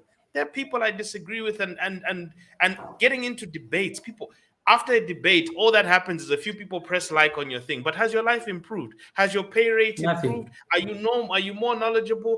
You've got more brand? Nothing. You've got nothing to show for your debating. Zero. Okay. Zero. I've looked at my life sometimes and I expended so much energy busy debating with people, but for what? Zero. Serve people and learn from people. That's the only way you develop in this world. Don't waste your time with these things. Serve and develop. So this is just that is part of this. Now I want to get back to this area of depth again, and I want to give you a clinical example. This is a global example on depth. All right. And the importance of getting into your technical depth. And this is an example from General Electric. General Electric being one of the biggest engineering firms in the world. I think everybody knows GE. You'll know their jet planes and everything. But this is the technical depth case study that I give all the time. So if you want to look at how to apply technical depth, this is 37 years of management. And just tell me if you can read it, people. 37 years of management of General Electric. And these are under two CEOs of General Electric. I got this after watching the interview of this second man here, Mr. Jeff Immelt. He admitted why he ran GE wrong. General Electric, by the way, they make all the turbines for your power stations, every single plane out there, those engines that are in there, General Electric. Came from the Thomas Edison company. Everything. General Electric is just the king of all of medical equipment. Everything. It's them and Siemens. But General Electric has been the number one in the world. Now, under 4 years of under Jack Welch, this first gentleman here was the CEO of General Electric from 1981 to 2001. He's a chemical engineer who started his job working at General Electric. So this is a story of technical depth, which is this one, versus diversification. So look at that, technical depth versus diversification. And this is happening to a big company. You can already see the numbers beneath. And I'll explain this. Jack Welch focused on General Electric's organic growth in areas they were technically good at. Where are we good at developing engineering products and engineering innovations? That was his strategy. Okay. So he focused on, and he was as a chemical engineer, he focused on the product. He focused on the product. So look at this. Look at the growth of the share price of the company: 2,892% versus the S&P 500, which is the broad market of America, which grew 850. This is 3 times, almost 4 times higher than the growth of the industry. Okay. Now take a look at their revenue growth during this period. The revenue of General Electric grew by 507% versus 229%, which is the US GDP. They grew 2 times the US GDP, and their profits grew by 834% at a rate faster than their revenue. So not only did they expand their revenue, they even grew their profitability because they focused on technical depth. In 2001, they bring in a guy who is a Harvard MBA graduate who believes in merging, acquisitions, doing all these other things. And this is what happens to General Electric over the next 17 years. He dropped the share price of the company loses 30%. Okay, 30% of the value of the company is gone at a time when the S&P 500 grew by 134%. So they went the other direction to the market. They started dropping. If you look at their revenue, it dropped by 42, almost half. They were now making half the money that they were making before. Okay, when the US economy grew by 84%. So you can already see, even though it was a slower period, but you can already see they were doing pretty badly. And then they went from profit making to loss making, but 144% down. By the time Jeff Immelt left, he was being interviewed on Bloomberg recently about his tenure, and he says, "My mistake was going from technical depth to diversification. I made a lot of bad investments with General Electric because instead of focusing on what we were good at." And now he runs his own venture capital firm, and he stresses the point from this failure of his management. He says it's extremely important. People, this is a direct case study of one of the biggest companies in the world. You are a startup.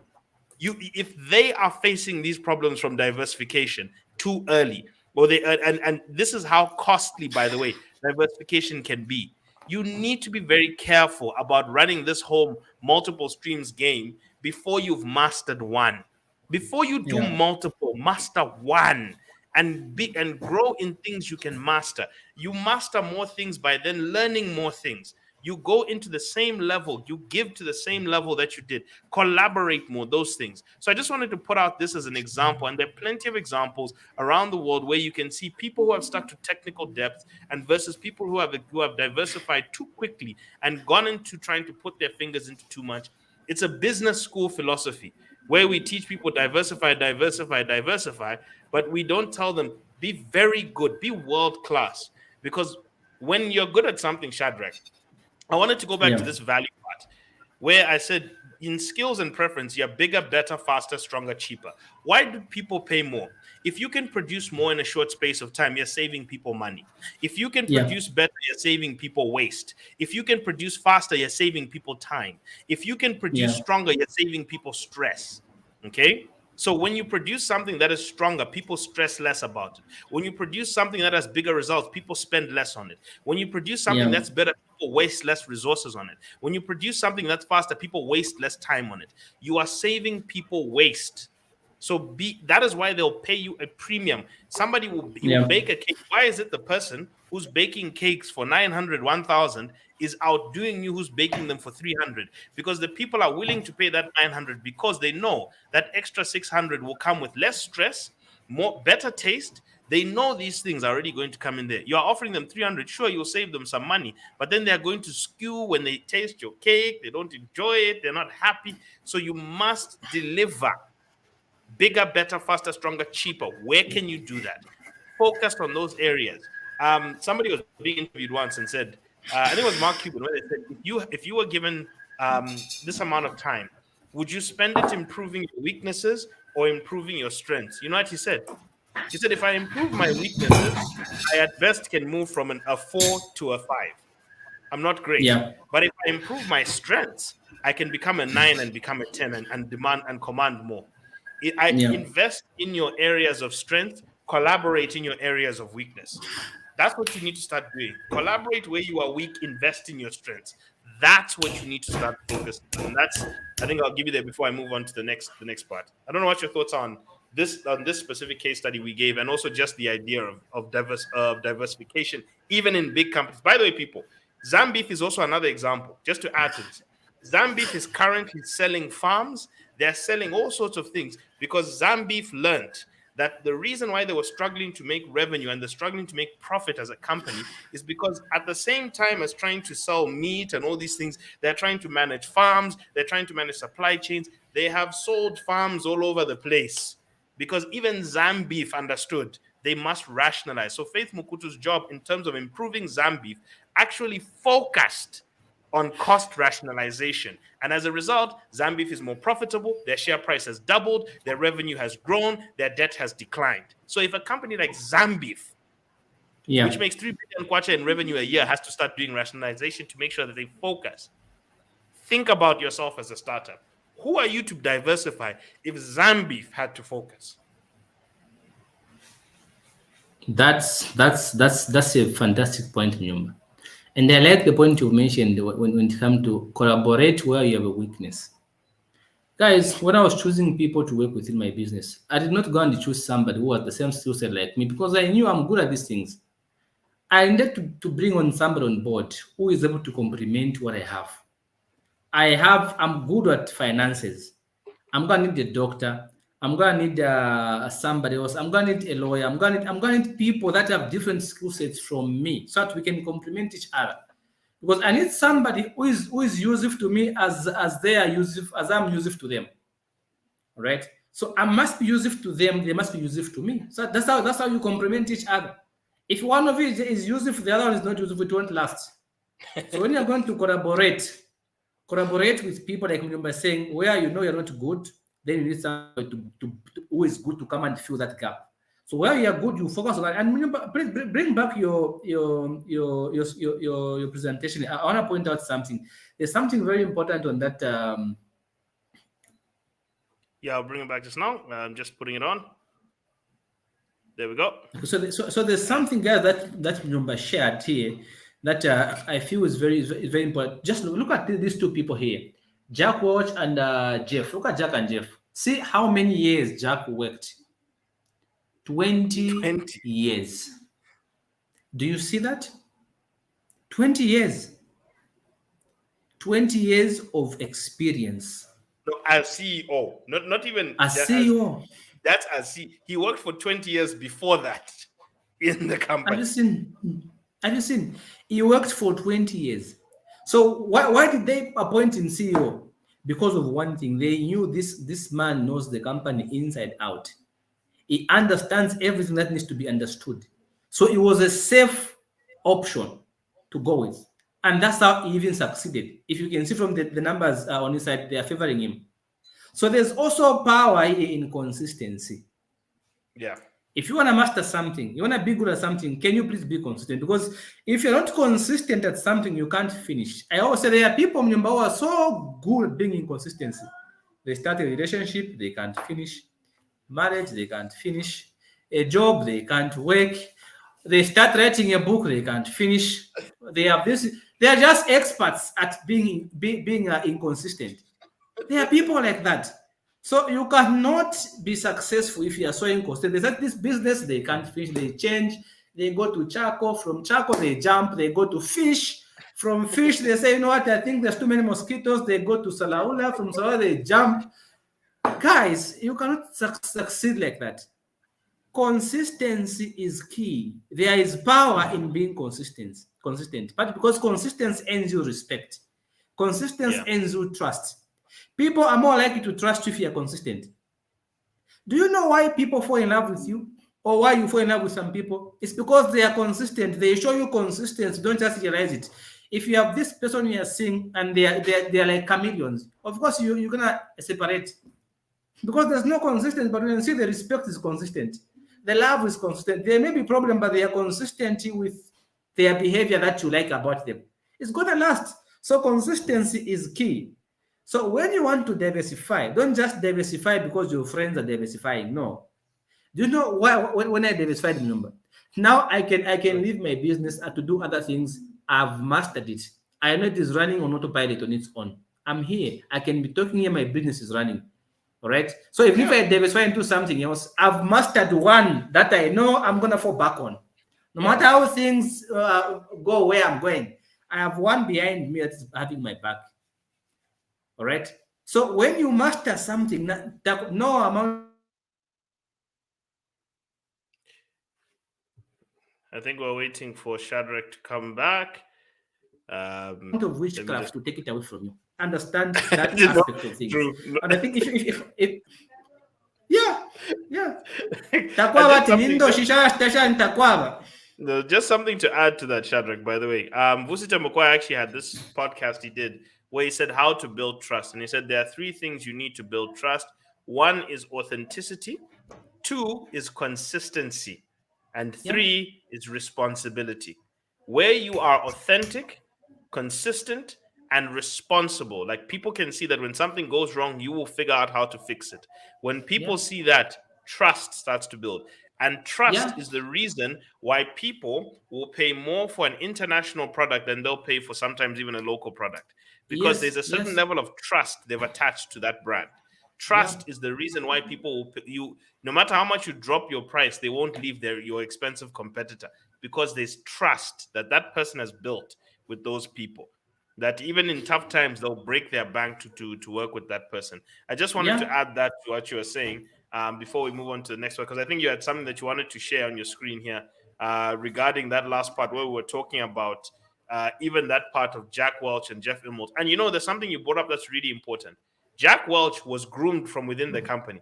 Jeff Immelt was brought into the company. You see the difference. Jack Welch had a strong understanding of the product with 20 years of experience before he became CEO. You all want to be CEO next week. What experience do you have in those products? You want to be CEO next week. So the thing is, first you have to build some experience in areas so that you understand the customer, understand the markets, understand supply chains. Because you have to have an understanding. You need knowledge, people. You don't have knowledge, it can be rough. Anyway, Shadrach, you're about to say. So I think we can move on to the part now where we need to diversify. At what point do you diversify?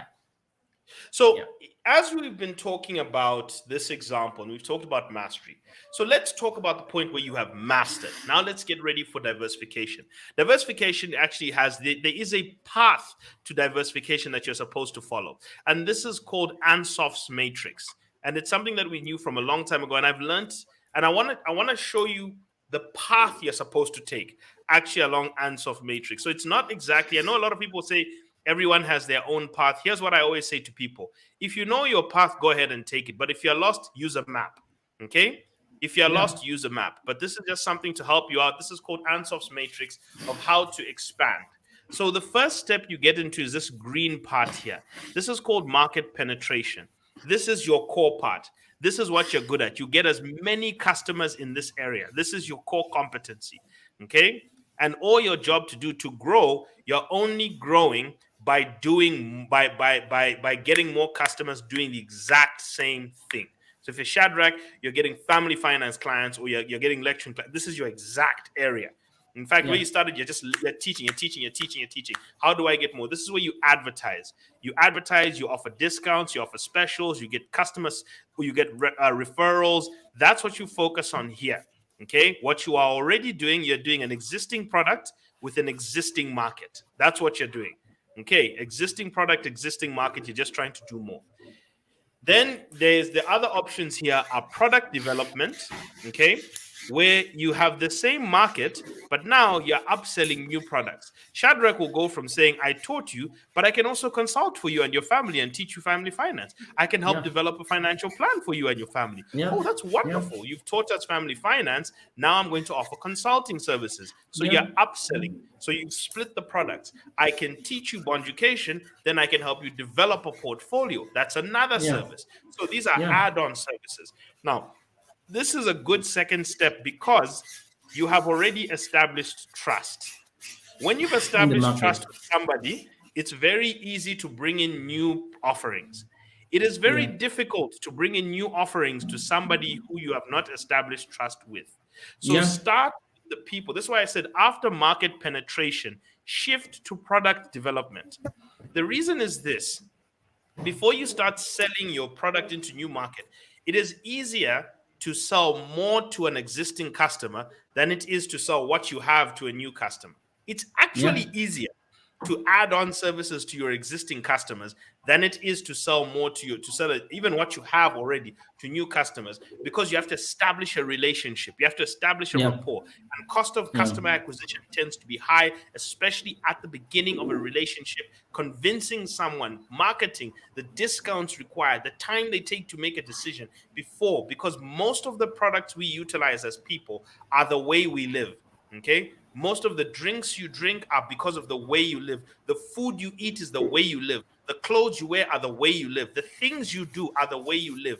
And to change someone from their way of life, it takes a lot. It takes a lot of reasoning to do that. That's why even in my customer mapping, I'm very careful. I don't go after people who are not interested in finance. I don't go after people who are not interested in financial development, because that's not their way of life. I go for people who are interested in developing their finances. Okay, so that's why I put up content to do with finances. Those who are interested in it will then reach out to me and look for support services.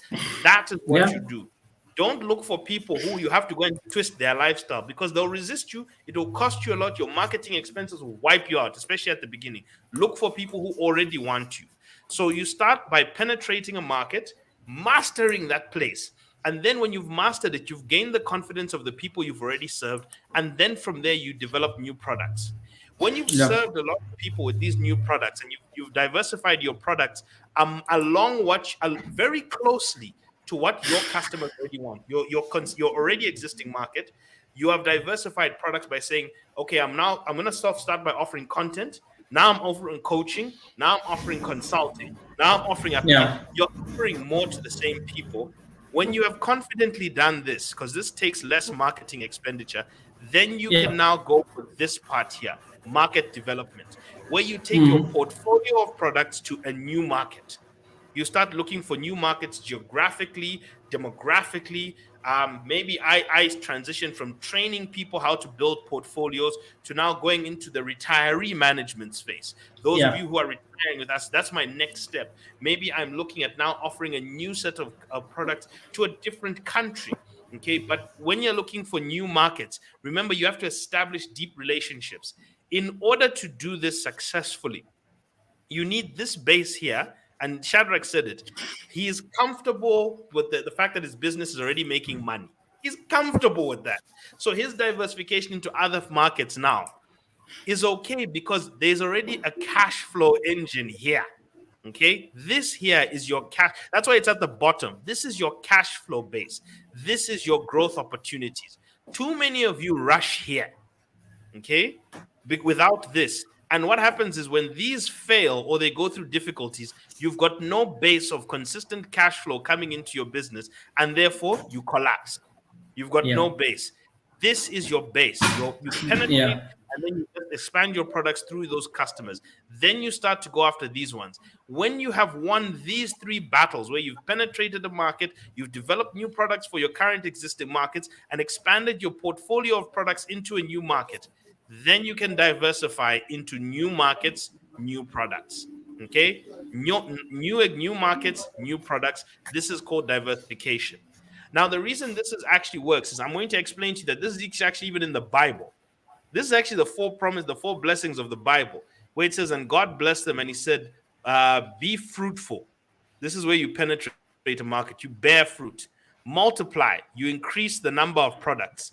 Okay, multiply. So you went from one product here, and there was a guy who was speaking who said, if you're making less than $1 million, you shouldn't be having multiple products. You need to have a consistent flow. You need to be consistent first before you can even get. If you're below $1 million kwacha and you're busy diversifying, you're actually causing yourself a lot more stress. So first, penetrate the market, get into your product development. Okay, then this is multiply. This is bear fruit. Okay, where you penetrate a market. Product development is multiply. Fill the earth. New markets. People, listen to that. Fill the earth. Okay? Fantastic. Yeah. And then dominate. By the time you're dominating everything by diversifying. Follow the procedures of the way God has blessed you. Bear fruit, multiply, fill the earth, dominate. That's when you diversify. When you have when you have built a product that can take you to 1 million, you've diversified across that same market, you've penetrated new markets with your products, and now you're diversifying into new products, new markets. That is when you can diversify people. But diversify first along your strength. Diversify the types of products and offerings you have, then go into adjacent markets, similar markets. Go to adjacent. So I've told people, let's do bonds for households. Now I'm starting to have the conversation about small businesses who need to build their base of bonds for collateral, for lending. That's an adjacent market. It's got a different need to it because these markets have different needs. You're serving different needs. So you need to have very close so that you have an understanding. Because a product, people, is a need. A product is where you're solving a problem. Okay, so they first have to understand the need and the problem very well to be able to fit it with the right product. But a lot of us don't do that. And then that's when you can diversify into areas that are different. And even when you diversify people, diversify with people in collaboration. Do not go and diversify alone. You will burn yourself there. Go into collaborative projects with somebody who already has an open door there and needs you to fit in. And that's when you diversify. Think it's like a musician. Imagine if a Zambian rapper decides they want to go and start doing Kalindura music just on their own. That's not going to Yeah, be safe. it won't work. But if they collaborate with a Kalindura artist, you see how easier that it is for them to now get into that market Yeah, and to try and experiment that. They can diversify their portfolio of music by collaborating. So first, yeah. collaborate when you diversify, then get very comfortable and entrenched, but don't leave your base. One final example I'll give Shadrach at this is think about the last election, and it's a bit political, but think about the last election. You notice that the UPND kept their strongholds. They Yeah. actually maintained their strongholds, be it southern, west, northwest. They maintained their strongholds. And what they also did was they got stronger in their strongholds before they attacked the weak spots. Before they diversified their base, they made sure they reinforced their strongholds. So always make sure you reinforce your customer strongholds before, because when things go wrong in new areas, you need to be able to retreat back to To why what you you're comfortable, what you know. so this is follow this, people. I'll say it again: penetration, bear fruit; product development, multiply; market development, fill the earth; diversification, dominate. It is in Genesis 1:28. Follow the word, follow the scripture, follow this. Trust me, it's a much better strategy than trying to dive. You Yeah, will burn your rockets. And I yeah. think I'll leave it to Cedric. What's your next one? I think Munyumba, what you've said is actually very true. I'm just gonna add a few things, guys, on what Munyumba said. Just to I have this model, the same model that Munyumba is from sharing. It's the Ansoff matrix model. It's the same model. Now, if you can see here, guys, what we have. Munyumba's talked about product development. He has talked about diversification and others. So my own area of concern now at this point, guys, for me to just talk about this point here. Look at I that. just put that back. Sorry about that. I think we took that off by mistake. There you go. There you go. There we go. We're back. All right. Okay. So what I'm saying here, guys, is that okay, good. All right, fantastic. Okay, so Munyumba was talking about this, and Munyumba, you've done a fantastic job. Job well done. That's pretty clear and very much fantastic. So, guys, if you notice what Munyumba was saying on the green side here, on the market penetration, this is the part where you protect. A lot of you diversify, neglecting your source of income. In business, guys, learn to protect your source. Protect your source of income. No, there are things I talk to when I come to social media about my business, and they tell, but I don't share everything about how exactly I make money. How exactly do I get a person to come and pay for this? I don't share that information with you. Where do I go to advertise? I don't share every single detail about how I make money, because it's important for a business person to protect the source of your money.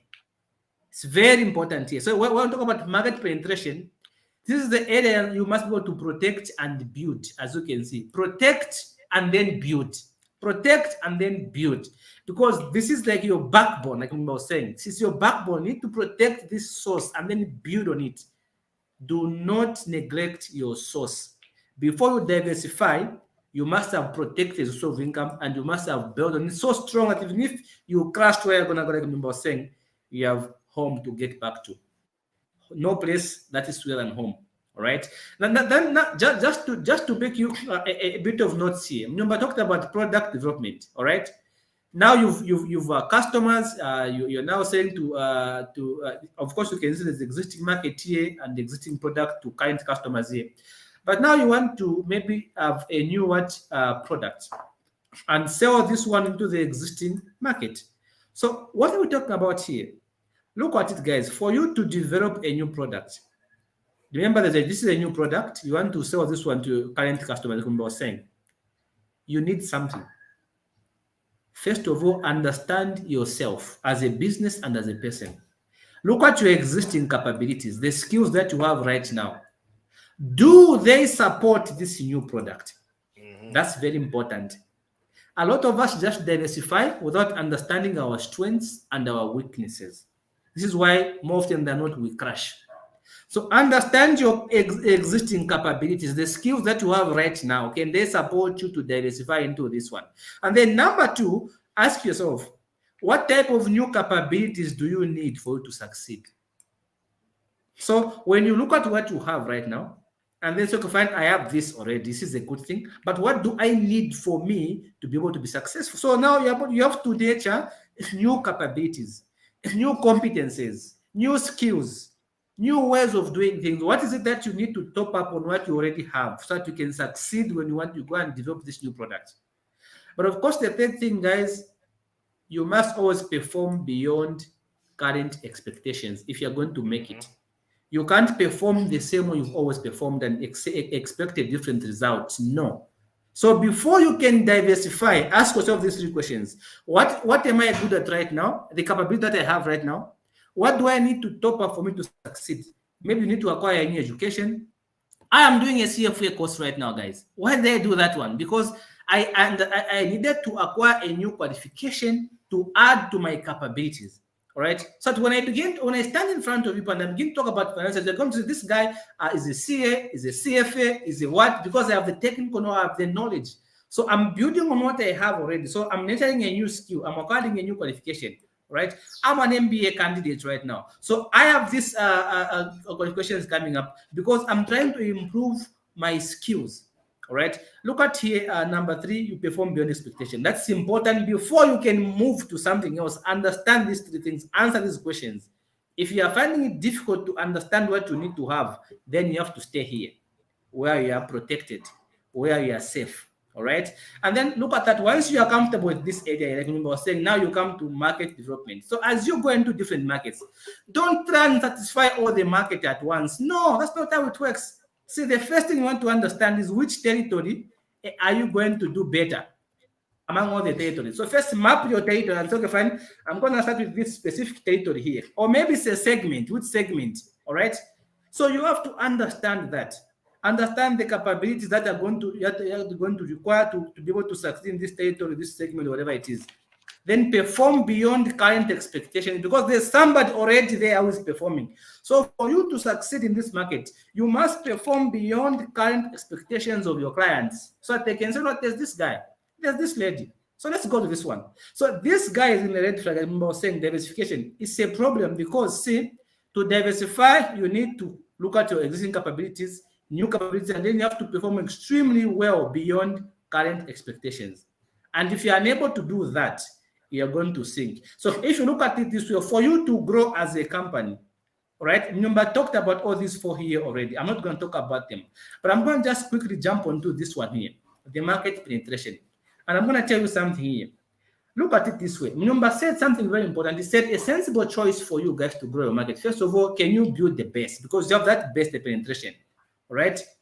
Because the base gives you bigger potential demand as time goes by. Because you have people that are existing. If you convince them, you persuade those who are with you already, they are going to buy more. They're going to tell their friends, so you're going to grow faster. Like remember I was saying. But again, persuade customers who have not bought from you. But how do you do that? Can you give them some promotions? Can you make some offers? Can you spend money on advertising so that people can get to know about you? Can you show up where you need to be for you to get where you need to be? Can you advertise? Spend money to get where you're supposed to get. All right?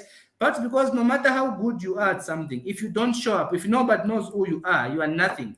So there's power in showing up. Keep showing up, keep advertising, keep coming on Facebook, keep talking, keep posting, keep telling people, keep doing what you're doing, so that people are going to be forced and look at you as an expert. There's a reason why people call us. They say, can you come and speak at an event? Hey, Shadi, can you come and speak at an event? There's this, can you come and help us with this? It's because we keep showing up. You guys keep on seeing us, so that you begin to trust us, because we're always here talking to you about these things. So there's power in showing up. That's how you maintain your base. But again, if you look at the development phase there, how should you do it? All right, remember, I talked about it. Start selling in the new geographical markets through regional, national, or international. So what do you do? First, start locally. In your vicinity, community, you try it first to see how it's going to work. Then you can begin to go to the national level and possibly then go international level. That's how you expand, all right?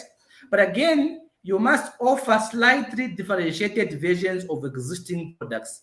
Why should somebody buy from you? That's the question you must answer every time before you diversify. If I go into this product, into this business, why should somebody buy from me? What will make somebody come and buy my product? The key, it must be slightly different from the current existing version. So create something different from what you've always have created. That is going to force somebody to come and pay you extra, because when you go to Angry Lion, guys, people say at extra chips, big chips, small chips, premium, whatever that is, it's because you are paying more money for extra value. So before you diversify, can you consider also the extra value you're going to add before you go into this packet? All right? Or maybe simply make these products sometimes available through different distribution channels. Maybe the product is good, but you need to enter a new market. How do you do? Maybe change the channel of distribution. Now, for me, I've diversified. I have students in Mumbai, I have students in India, I have students in the UK, I have students in Mauritius, I have students in Uganda, Kenya, and Botswana. I have students everywhere. What did I do different? I diversified. I changed the different way of distribution. I'm not going to go and meet you physically, but I'm going to learn with you online. So that way it helps me to connect with people in the UK, in India, Mauritius, Botswana, Kenya, even Uganda. I have students there. How am I having those people from there, those clients there? But because I've changed my distribution channel. So you have to understand, when entering the new market, what value are you adding? Is it the way of delivery, or is it the way, the difference in the value of the product? That is key as you are diversifying into a different market. So you have to understand those things. But again, if you look at product development here, why should you choose this strategy? You have to ask yourself, do you have a strong brand as a company or as a person? All right? Mm-hmm. Do you have a strong brand? Because people should trust you for them to buy from you. So if you have a strong brand and you can extend the goodwill to new products, then well and good. It's easier when you have a strong brand to diversify. Like Nike, they can simply make any different kind of shoe and you buy. Adidas, because they have a strong brand. Samsung, iPhone, Apple, those have strong brands. Unilever, they can do anything and succeed because the brand is stronger. So how about you? Create a brand, build trust, keep showing up, collaborate with people that you need to collaborate to get where you need to be willing to spend money. All right? Do you research before you can diversify? Do some research so that when you're going to diversify now, you've done your research, you have these things properly, new design, new team, everything that is fantastic on board. All right? But again, what makes you choose this strategy is for you are trying to respond to a new product by a major competitor. Maybe a competitor has made something different from you. Now you want to compete. So how do you make something much more better than your competitor? So don't just diversify. What is it that is making you diversify? You have to understand, why are you diversifying as a business? What is the issue here? All right? It could be you're responding to a competitor, or maybe you are responding to changing customer needs. So you have to understand, what are the needs of my clients? Have the needs changed? If the needs have changed, then you need to diversify. So you need to change with the customers as well, so that you can maintain them. So don't just diversify.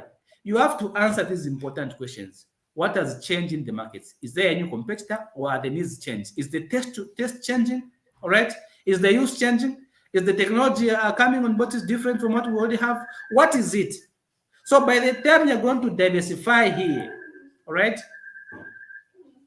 we call this one concentric diversification. I'm not going to go into details. There's what is called concentric diversification and then conglomerate diversification. Just to give you an idea here, guys, this means that the new product market area is related in some way to the entity's existing product and markets. That's how you diversify. So sometimes you can diversify into something totally new product, new market. But there's two ways. It's either concentric or it's either conglomerate. What does that mean? It means concentric means the new product and the new market as something similar already to the existing product and markets of the company. So you can quickly move around the change of that particular market. Conglomerate, on the other hand, means that the new product market area is not related in any way to the existing product and market. So when you're diversifying, are you going into something totally, completely different, or are you going to something that you already have something similar with? So you have to understand the levels of before you diversify. All right. Now, this could both be achieved, guys, by either acquiring existing companies. That means partner with somebody else who's in that new product or that new market. Partner with them so that you reduce the stress. All right. Or maybe you can do it yourself. Or maybe you can acquire a company. All right. And things like that. So you can see, guys, that diversifying is a risk. If you're a big business, you need to consider this. This is why, guys, you need a financial advisor. You need somebody to take you through. Look at the data we are giving you here. All right. We charge people for this information. And we are trying to simplify it as much as possible so that our audience can be able to benefit. All right. Look at how we are bringing this information to you. Now think of it if you came as on a person who said, "What? Hey, I'm Nyumba Nshadi, I want to sit down with you guys. I have this amount of capital. Please help me. I need to diversify." We are going to sit down with you and take you into in-depth understanding of your business to help you see areas where it is good for you. All right. This is why you need somebody to advise you. You can't grow alone. You just can't. You need information. You need collaboration. You need knowledge. You need advice so that you can go to where you need to be. So I think this is a very fantastic point that you have brought to the table and that we have shared with our audience. And I hope, guys, that this helps you in some way, and this helps you to see that it's okay to diversify, but there's a whole huge chunk of things behind. This is why you see somebody goes to buy fish in Mozambique. They come and they sell, they make money. You go to the same Mozambique, same river, same fish. You come to Lusaka, you make losses. It's because you've not understood what is behind the market. Same fish. I see people, but they go to Siavonga, they go to Mpurungu, same fish, same everything. But somebody gets money, they become richer. Yes, somebody makes losses. Why? You need to understand the markets. So guys, and just in closing, Shadrach, I think on my last point, I wanted to bring up certain things you need to understand in your journey to greatness. And I want to share 3 things with you. I want to share something called the hedgehog principle, the hedgehog concept, the 6 principles to a yes by Robert Cialdini, which actually affects why, by the way, why you get it, why you get a yes. And I want to talk finally about synergy, why some of your expansion is dependent on your synergies. So let's quickly start as we in the final stage here. And everyone, these are notes you should be taking. We're sharing models with you that you have to understand and things that we've had to test as well. Robert Cialdini has in his book, The 6 Steps, Influence the Power of Persuasion. The psychology of persuasion. He gives you 6 factors that lead a person to say yes. And he tested all of these. This guy really was a marketing genius. And these principles work up to now. Most of the advertising that's done to you, it's there. The question you need to start looking at is behaviors of people. You know, when you're going to, if you're selling a new product to an existing client, the reason I said product diversification is because once you have dealt with a client, you understand them. You understand their needs. You understand their culture. At that point, you're able to fit a new product into their life. You're able to understand. And it should be something you're able to deliver. People, if you're not able to deliver, collaborate. Like, you use it as a collaborative tool in order to enhance the experience for other people. That's why partnerships happen, where people partner, and then they bring in new products. But in order to sell to someone new, you have to understand, you have to develop reciprocity. Reciprocity is when you give someone something more than they expect. The value of what you are delivering to them outweighs the cost that they're paying, and it must be a surprise, something they were not expecting. People are more likely to say yes when they get something more than they were not even expecting. He gave this example of somebody who gave extra mints at the end of a meal at a restaurant. The guy just came and gave an extra mint. He said, "You people are really nice. I'm going to give you an extra set of mints." He said he found that the tips that they were getting were 25% more than the people who are not giving those surprise extra mints. That is called reciprocity. When you give someone something more than they expect. Scarcity. What is the reason? He said British Airways had a flight that was going off. That was nobody was booking. Then they said they were about to terminate that flight and stop it. They found that the sales grew by 5,000%. Why? Because it was scarce. It was unavailable. It wasn't available easily. So is what you're offering to this new market, when you're going into a new market and selling to a new person, is it scarce now? Okay, is it more than they expect? Are you exceeding expectations? Shadrach said it. Exceed expectations. Are you surprisingly exceeding expectation? Are you an authority in that area? Why am I good in the Zambian market when it comes to financial analysis, and you don't find me doing the same in the American market? I'm not an authority in America. Okay, I don't have licensing. I don't have experience in their market. When I speak, I do not have authority in that country. I have authority here.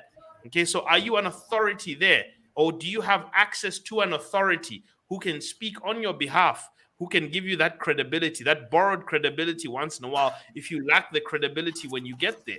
Do you have do you, are you is what you're offering, and this is an important one right here, consistency. This is actually one of the most important factors, by the way, in getting someone to say yes to you. Is what you're asking them to do consistent with smaller things they already do? I said it before. I don't market to people who are not financial enthusiasts, people who are not already trying to fix their finances, because asking them to invest their money is not consistent with what they're doing. Okay. So I market to people in a way that is consistent with what they're doing. That's why my biggest avenue is being on Money FM.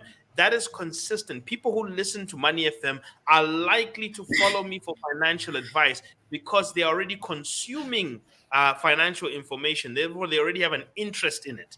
And therefore, they are willing to then take financial advice. I am not going to try and market to people who are listening to, I don't know, gossip. Okay. Because I'm sorry, you're not gonna find me marketing my services to a gossip celebrity. No, go and share go and share my stuff on your page. Because people who are listening, it's not consistent. Okay, that's what I'm just trying to put to people as well. And we'll take, yeah. Sorry, I think yeah, we'll point out, yeah. So look at consistency. By the way, people, if you've got some questions, please prep them. We're gonna take a few questions very quickly. This is an extended session because this is a very important thing. Finally, also liking. Are you somebody who they can like? And why do people like certain people? It's not just because you're the same. One, it's because you're the same as them. You've established common ground with them. Two, it's because you are helpful to them. And three, you're complementary. Okay? So it's helpful, common ground, complementary. If you can establish those three things with people, then you'll notice that they'll like you. And then the six is actually the biggest one. One of the reasons people do things a lot is because of social consensus. In that market where you want to sell to, have you established social proof with your customers? Okay, where you are right now, you already have social proof with people. When you're diversifying into a new market, do they have social proof of you? Do they can they say, okay, you've helped people in our situation? Okay, I can say that I've helped Zambian families establish bond portfolios. So Yeah. therefore, a Zambian will come to me and feel comfortable working with me. So this is point number one. I want you to look at the six principles of persuasion are very important because you can find yourself selling the exact, and this is what Shadrach was talking about. Same river, same fish, no profit, because you have not established the need. Okay, that is driving people. So you must know the people and their behavior before you can convince them. This is why when you're marketing, understand the customer's problem, their pain, and what's the situation it's put them in. That is a very important prospect to know that. Now, the second concept I want you to know very quickly is what we call the hedgehog principle. Things you should be focusing on. Shadrach was talking about your capabilities. So you want to focus on things you should be looking at. This comes from a book called Good to Great by Jim Collins. We're going to be focusing on this book next week, but this is the hedgehog principle. Focus on three areas. What are you deeply passionate about? In other words, where is your energy going to come from? What can you be the best in the world at? This is your proficiency. And what is your economic driver? Where is there a problem that people are willing to pay for a solution? Answer these three questions before you go around diversifying yourself. Are you deeply passionate about this? Are you Yeah. proficient in it, or are you potentially proficient? Does it just take, like Shadrach saying, he's going to be a CFA, he's learning to be a CFA, because that's an area he has potential proficiency in. Okay, he knows he can do that, and therefore he can be very good at it. So look at your potential proficiency and then look for a problem that people are willing to pay for. That is where you expand into. I listen to customers who ask me questions and say, "Sir, do you also do this?" And then I look at my skill set and I say, if there's a yes, and then I start getting constant requests, I start building a product in that area. So please, that's what you need. Please look at your hedgehog concept. And then finally, just to finally put this away, synergy. When you want to expand with the help of others. People, this thing of trying to be a hero and expanding on your own will lead to your demise. So expand with the help of others. These are these are 4 levels of synergy that you need to start looking at. And I'm going to focus on the top 2 here, but really they're here. So when you're trying to expand, sometimes you get revenue synergy. Working with somebody can increase your volume of revenue. They can increase, you can leverage them for sales. They can have distribution channels that you didn't know. You can improve your product portfolio because now they can add to it. I work with Shadrach on certain products because there's skill sets he can bring in that enhance the ability to give that customers a full service. In terms of pricing, sometimes working with people can increase your pricing because the two of you working together limits the supply on the market. It improves the benefit to the customer, so you increase the supply. This happens between me and Shadrach as well. Already, people, we're doing this. We're not just talking about it. That's what we're We're not doing. talking about something we're not doing. This is what we do. This is what we are doing right now, guys. So then the other thing you can look at is cost synergy. A lot of you don't focus on revenue synergy, but also focus on cost synergy. A synergy can help decrease costs, eliminate redundant processes. There are things he does, there are things I do. Maybe I'll do the client onboarding on this side. He won't have to do it. That's an hour spent with difference. Okay, so we can end up just fishing out some of the tasks, eliminate some of the operating costs tied to those redundancies. Maybe we don't have to, or maybe we can share a premises. You see, these are things you can start to look at. And instead of having to work in different premises, you are sharing them. This is a synergy you can come across. Decrease variable costs, negotiating with suppliers. If two of you are coming together, maybe one is baking cakes, the other one is baking cupcakes, and you're working together, you can now buy flour in bulk. And that reduces your flour costs together, and you're sharing a lower flour cost across your products. Cost improvement as well because of efficiency. This also happens. Other things you can look at are what we call capital synergies, where you reduce your fixed costs. You can sell off redundant properties. This is what some people do as well. You've seen that whenever two companies merge, a bunch of people get fired as well because they're redundant. We don't need 2 accountants in this area. We don't need two operations directors. We don't. You get fired. You can improve your working capital by renegotiating terms of accounts. Because you're bigger, the two of you can go to the joint pair can go to a bank and get much more better services from a bank. Other financial benefits is when you're bigger, sometimes you can get reduced taxes if you increase your interest payments. Maybe the two of you are coming together, you reduce interest payments. You can leverage any deferral taxes. Somebody will come here and say, I've got some deferred taxes here. We put that together, we can defer some of our tax payments. You can pool resources that can allow you to now borrow better. You can borrow more at cheaper rates. So when you're looking to expand, sometimes look at synergies. Synergies are very important. Find areas where you can work with someone and you work with them either to collaborate, coordinate, coexist, cooperate, coexist, compete, comply. There are various things that you can do. And I just wanted to share these 3 things. Look, before you diversify, understand the 6 principles to a yes, according to Robert Cialdini. Understand, is it part of your hedgehog concept? And thirdly, look at synergistic opportunities before you go into diversification, because that can often help reduce your costs. And these are the methodical ways. This, by the way, Shadrach, again, we say this is why you people need to start investing in getting Yeah, good knowledge from people. So I just wanted yeah, to put that down there. If there are any questions that we have, we've asked people if you can share some of your questions. We'd be quick to answer them. If there's something to do with this concept we've been talking about, and we hope you've actually managed to go through it today. We've talked about depth. People remember we started by talking about depth. We've talked about 4 levels of depth, examples of General Electric mastery. We've talked about the Ansoff matrix and when it's good to diversify, and just some concepts at the end, such as the hedgehog, the 6 principles to a yes, and finally synergies as well. So there's a question here from Mr. Charles Sampa who said, "Is there anything like a freelancing market if that is not healthy? Sorry, is there anything like a freelance marketer if that's not healthy based on the passion you spoke about earlier?" The the freelancing industry is often an entry level point.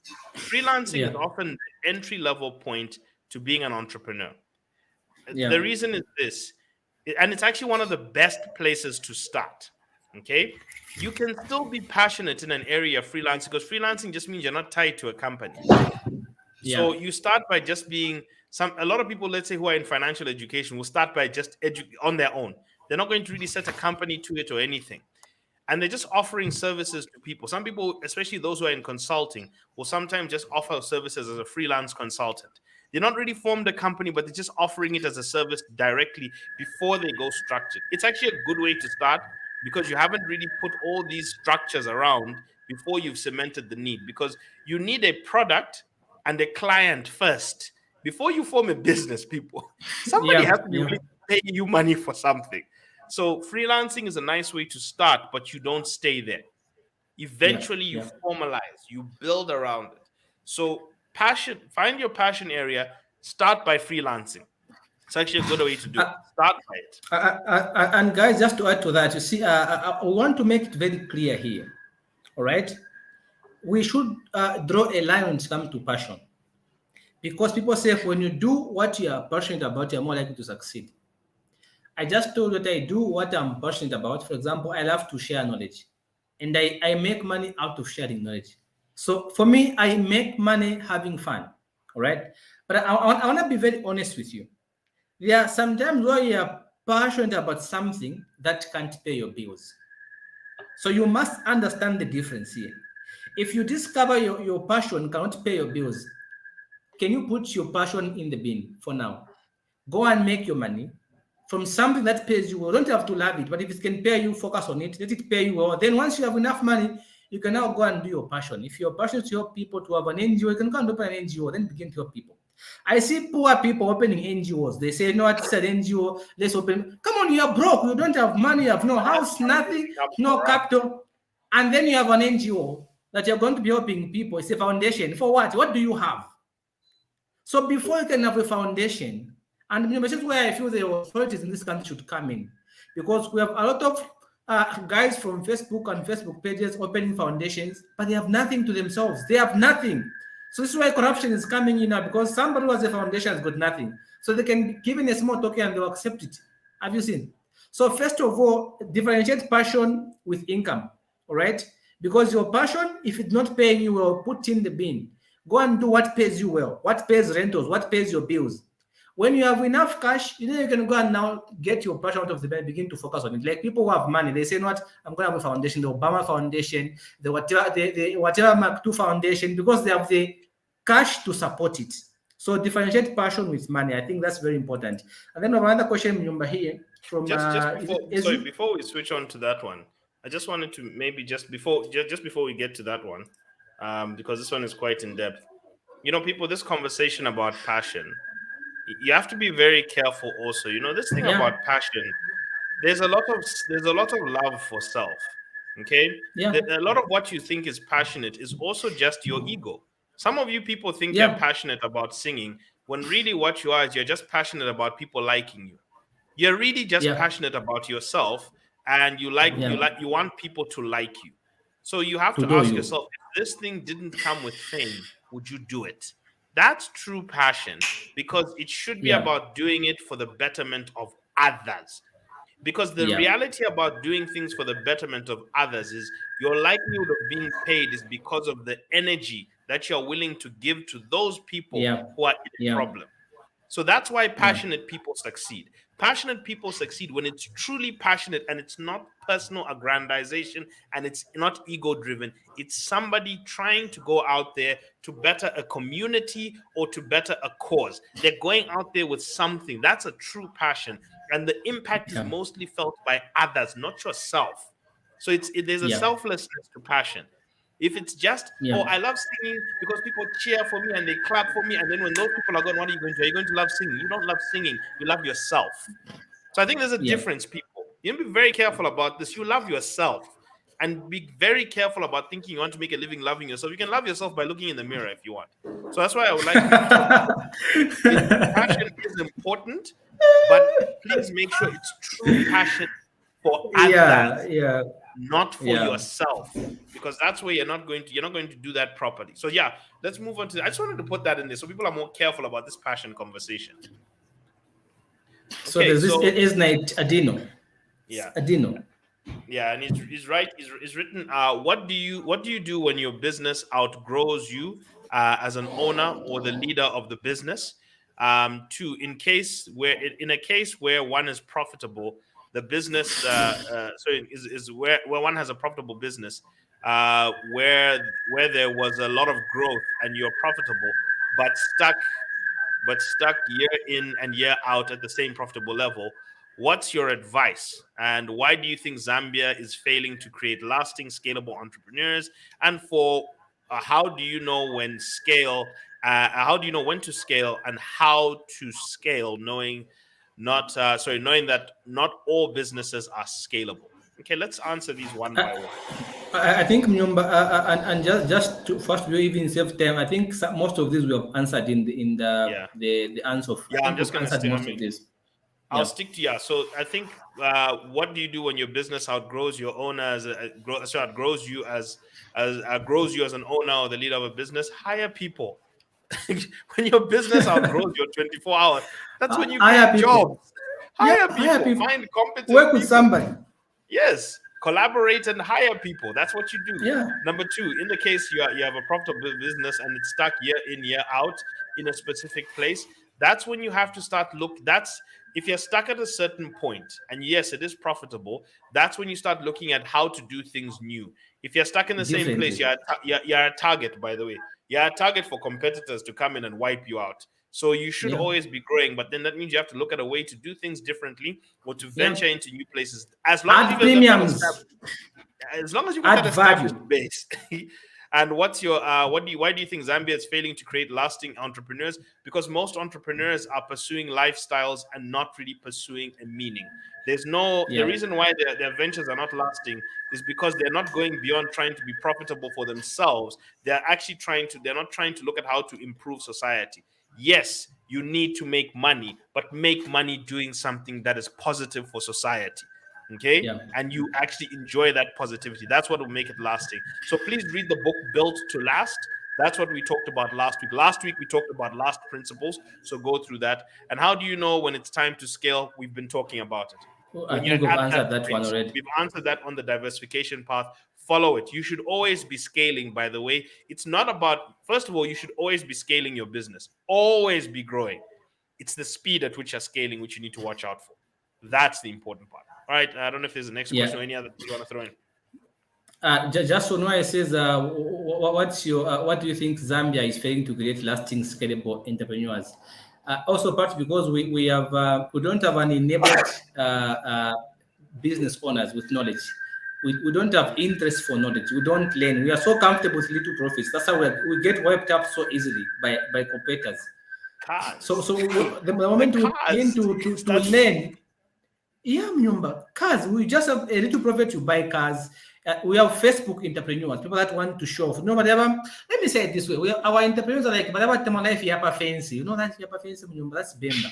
The life yapa fancy, but no, you know, that's Switch kind of off life. Facebook and let's see if you'll still be an entrepreneur. Facebook entrepreneurs. That's why they don't last. But for whatever that is, life yapa fancy has contributed. If we can have people that are focused on knowledge, learning, improving systems, product development, penetration, diversification that is properly calculated, then they can last because they have something bigger than themselves. There's a question Right, down fine. here, Myumba, from Charles Sampa.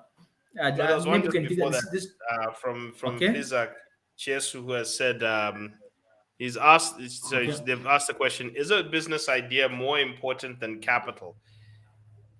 Capital is there are 5 things that are important to a business. Okay, 5. And it's in this order. This was done by Bill Gross, who studied 200 startups, 200. And he asked, which is the most important factor? Number 1 is, does it meet a growing opportunity? Is there a growing opportunity in the market right now? Is there a trend in society that supports that product? Number 2, the talent of the team. Number 3, the idea itself. Number 4, the business model. Number 5, the capital. Capital is the least important out of all of them because you need those 4 things. But even more than the idea, timing. Have you timed the market correctly that the product you're about to release is actually in line with what the needs of the market are? Because you can have a good product and nobody wants it. We tried selling financial advice and trading products to people back in 2011. Zambians were not interested. Okay, after 10 years of financial struggles under the last 10 years of life, Zambians are now interested in improving their financial state. So that's a timing issue. I can tell you that, for example, in my experience over the last 12 years, when I first came in, selling portfolio and financial services was very difficult. Today, selling financial services is much easier because the people have changed their culture and their mindset. Yep. That is timing. That's the most important thing. Exact same product, different mindset of the customer. And just to add on that, I think Fizak has a very good question. Fizak, an idea is fantastic. Like I said, there are 3 lenses at which we look at business. There's the experience lens, there's the design lens, and then the ideas lens. All right. Without ideas, there can never be anything. Everything that you've seen that has come into reality is because somebody had an idea and then they thought of how to bring it into reality. All right. So ideas are important, all right, because they arise from what patterns of behavior and activities within and outside the organization. So this can encourage initiative, can promote motivation, can promote knowledge management, and also innovation. So an idea is actually an asset, and this is what I think. I think sometimes God speaks to us through ideas. Each person has a thought that pops up on their mind that if they paid attention, they could change their life. So when you have an idea, it keeps on popping up. Guys, sometimes God reminding you of what you need to do. This idea keeps on coming up. Sometimes you have to see something in here and then see how we can bring it into reality. So an idea is business idea more important than capital. Guys, you don't need the money up until you know where you're going to spend it from. Otherwise, you'll burn it. This idea is like the driver, it's the engine. You don't need the money up until you have a plan. One thing. All right. Implementation of the idea is the single most important thing. Implementation. Having an idea, yes. Implementing that idea is actually the single most. How you implement it and the success of the implementation of the idea is much. That's why banks will want to see your sales progress before they give you one where, because they want to see how well you've implemented your idea.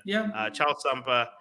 Final questions will go ahead for Charles is saying, at what level does a salesperson diversify into an area as an employed person? And he gives an example. He says, I love to sell product A, but another company has hired me to sell product B. That's my real situation here. What's the best approach of switching? When you're doing sales, and as any other person, is you've really got to say it's your market that will determine you. One, it's your market. And this is not an easy situation, by the way. What you love to do and what you've been hired to do are 2 different things. So at this point, you have to first get good at what you're needed. You need confidence, by the way. When you're really selling, the first thing you want to build is your confidence, and you get built. You build your confidence by doing something you're good at. So the question I'll ask, which you haven't brought up in any of these situations, is which one are you good at? Which one are you good at? Because that's what's going to tell Yeah. me where you should be going. Because what you've been hired to do, sometimes people are just trying you out, but what are you good at? Which one do you know very well? And which one, Charles, do you understand the customer's need better? Do you know their problem? There are 6 P's in selling to someone. I want you to write these down. You must know their problem, the situation they're facing, the complication. You must know their pain, the you must know the pain, what they're feeling. So there's what they're facing, that's the problem. What they're feeling, that's the pain. Then there's the prescription. What's the general thing? Okay, number 3 is prescription. What's the general thing to solve their problem? Then pivot is where you enter your mission. What am I good at? What am I really here to good at? Number 4 P is pivot, where you introduce your mission and the thing that goes beyond money that makes you want to solve their problem. So they are confident in why you want to solve their problem. That's how you sell to someone. And then the 5th P that you're looking for is where you position yourself. You look at what they've tried and how it has failed. Now you position yourself to be bigger, better, faster, stronger, cheaper than any other thing that they know. And then finally, you talk about your product and explain why. Don't just bring your product from day one. If you understand the journey from someone's problem to their pain to the prescription, like a doctor, to the prescription, to a pivot, to a positioning, to a product, if you can tell that story, that's what you should be selling. Yeah, I think that's a good one. And just Charles, my brother, maybe just to ask you a question, ask yourself before you switch, where are you getting the most money from? Yeah. Because you need the money, right? Diversification should give you a benefit. So where are you getting the most money from? Is it from doing it for yourself or where you're being hired? And the other question is, can you do both? If you can do both, do both. If you can't do both, answer this question. Where are you getting the most money from at the moment? Because for now, no matter how passionate you are, you need the money. You need the money. Most profit, not just most You need the money. money. Sometimes you get paid a lot of money, but the costs are also very high in what you're doing. Yeah. Where are you making Yeah. the most margin? Why are you making the Okay. most? That's the question. Why are you making the Where's most? the margin coming in the most?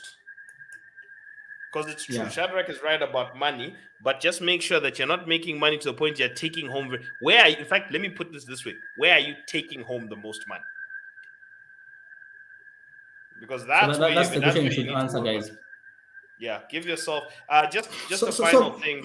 Just a final thing, as in Patrick, but David said this. He has something called the 20-20-20 principle, where he said the first 20 years of your life, your adult life, you spend dedicating yourself to one industry and making a lot of money in that field.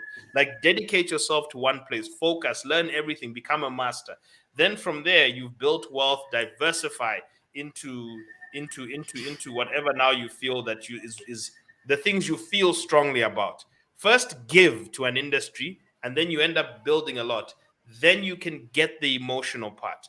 Okay, you can get the emotional part. So give with your heart, get the money, then give the money and get the like. There's a different way you can do it.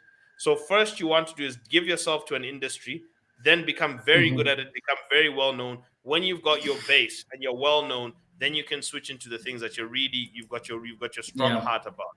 But first and foremost, people Yeah. get good at something. Get really good at something. Don't run around the Yeah. bend. Get good at something. All right, I think So, from guys, there, we thank you so much.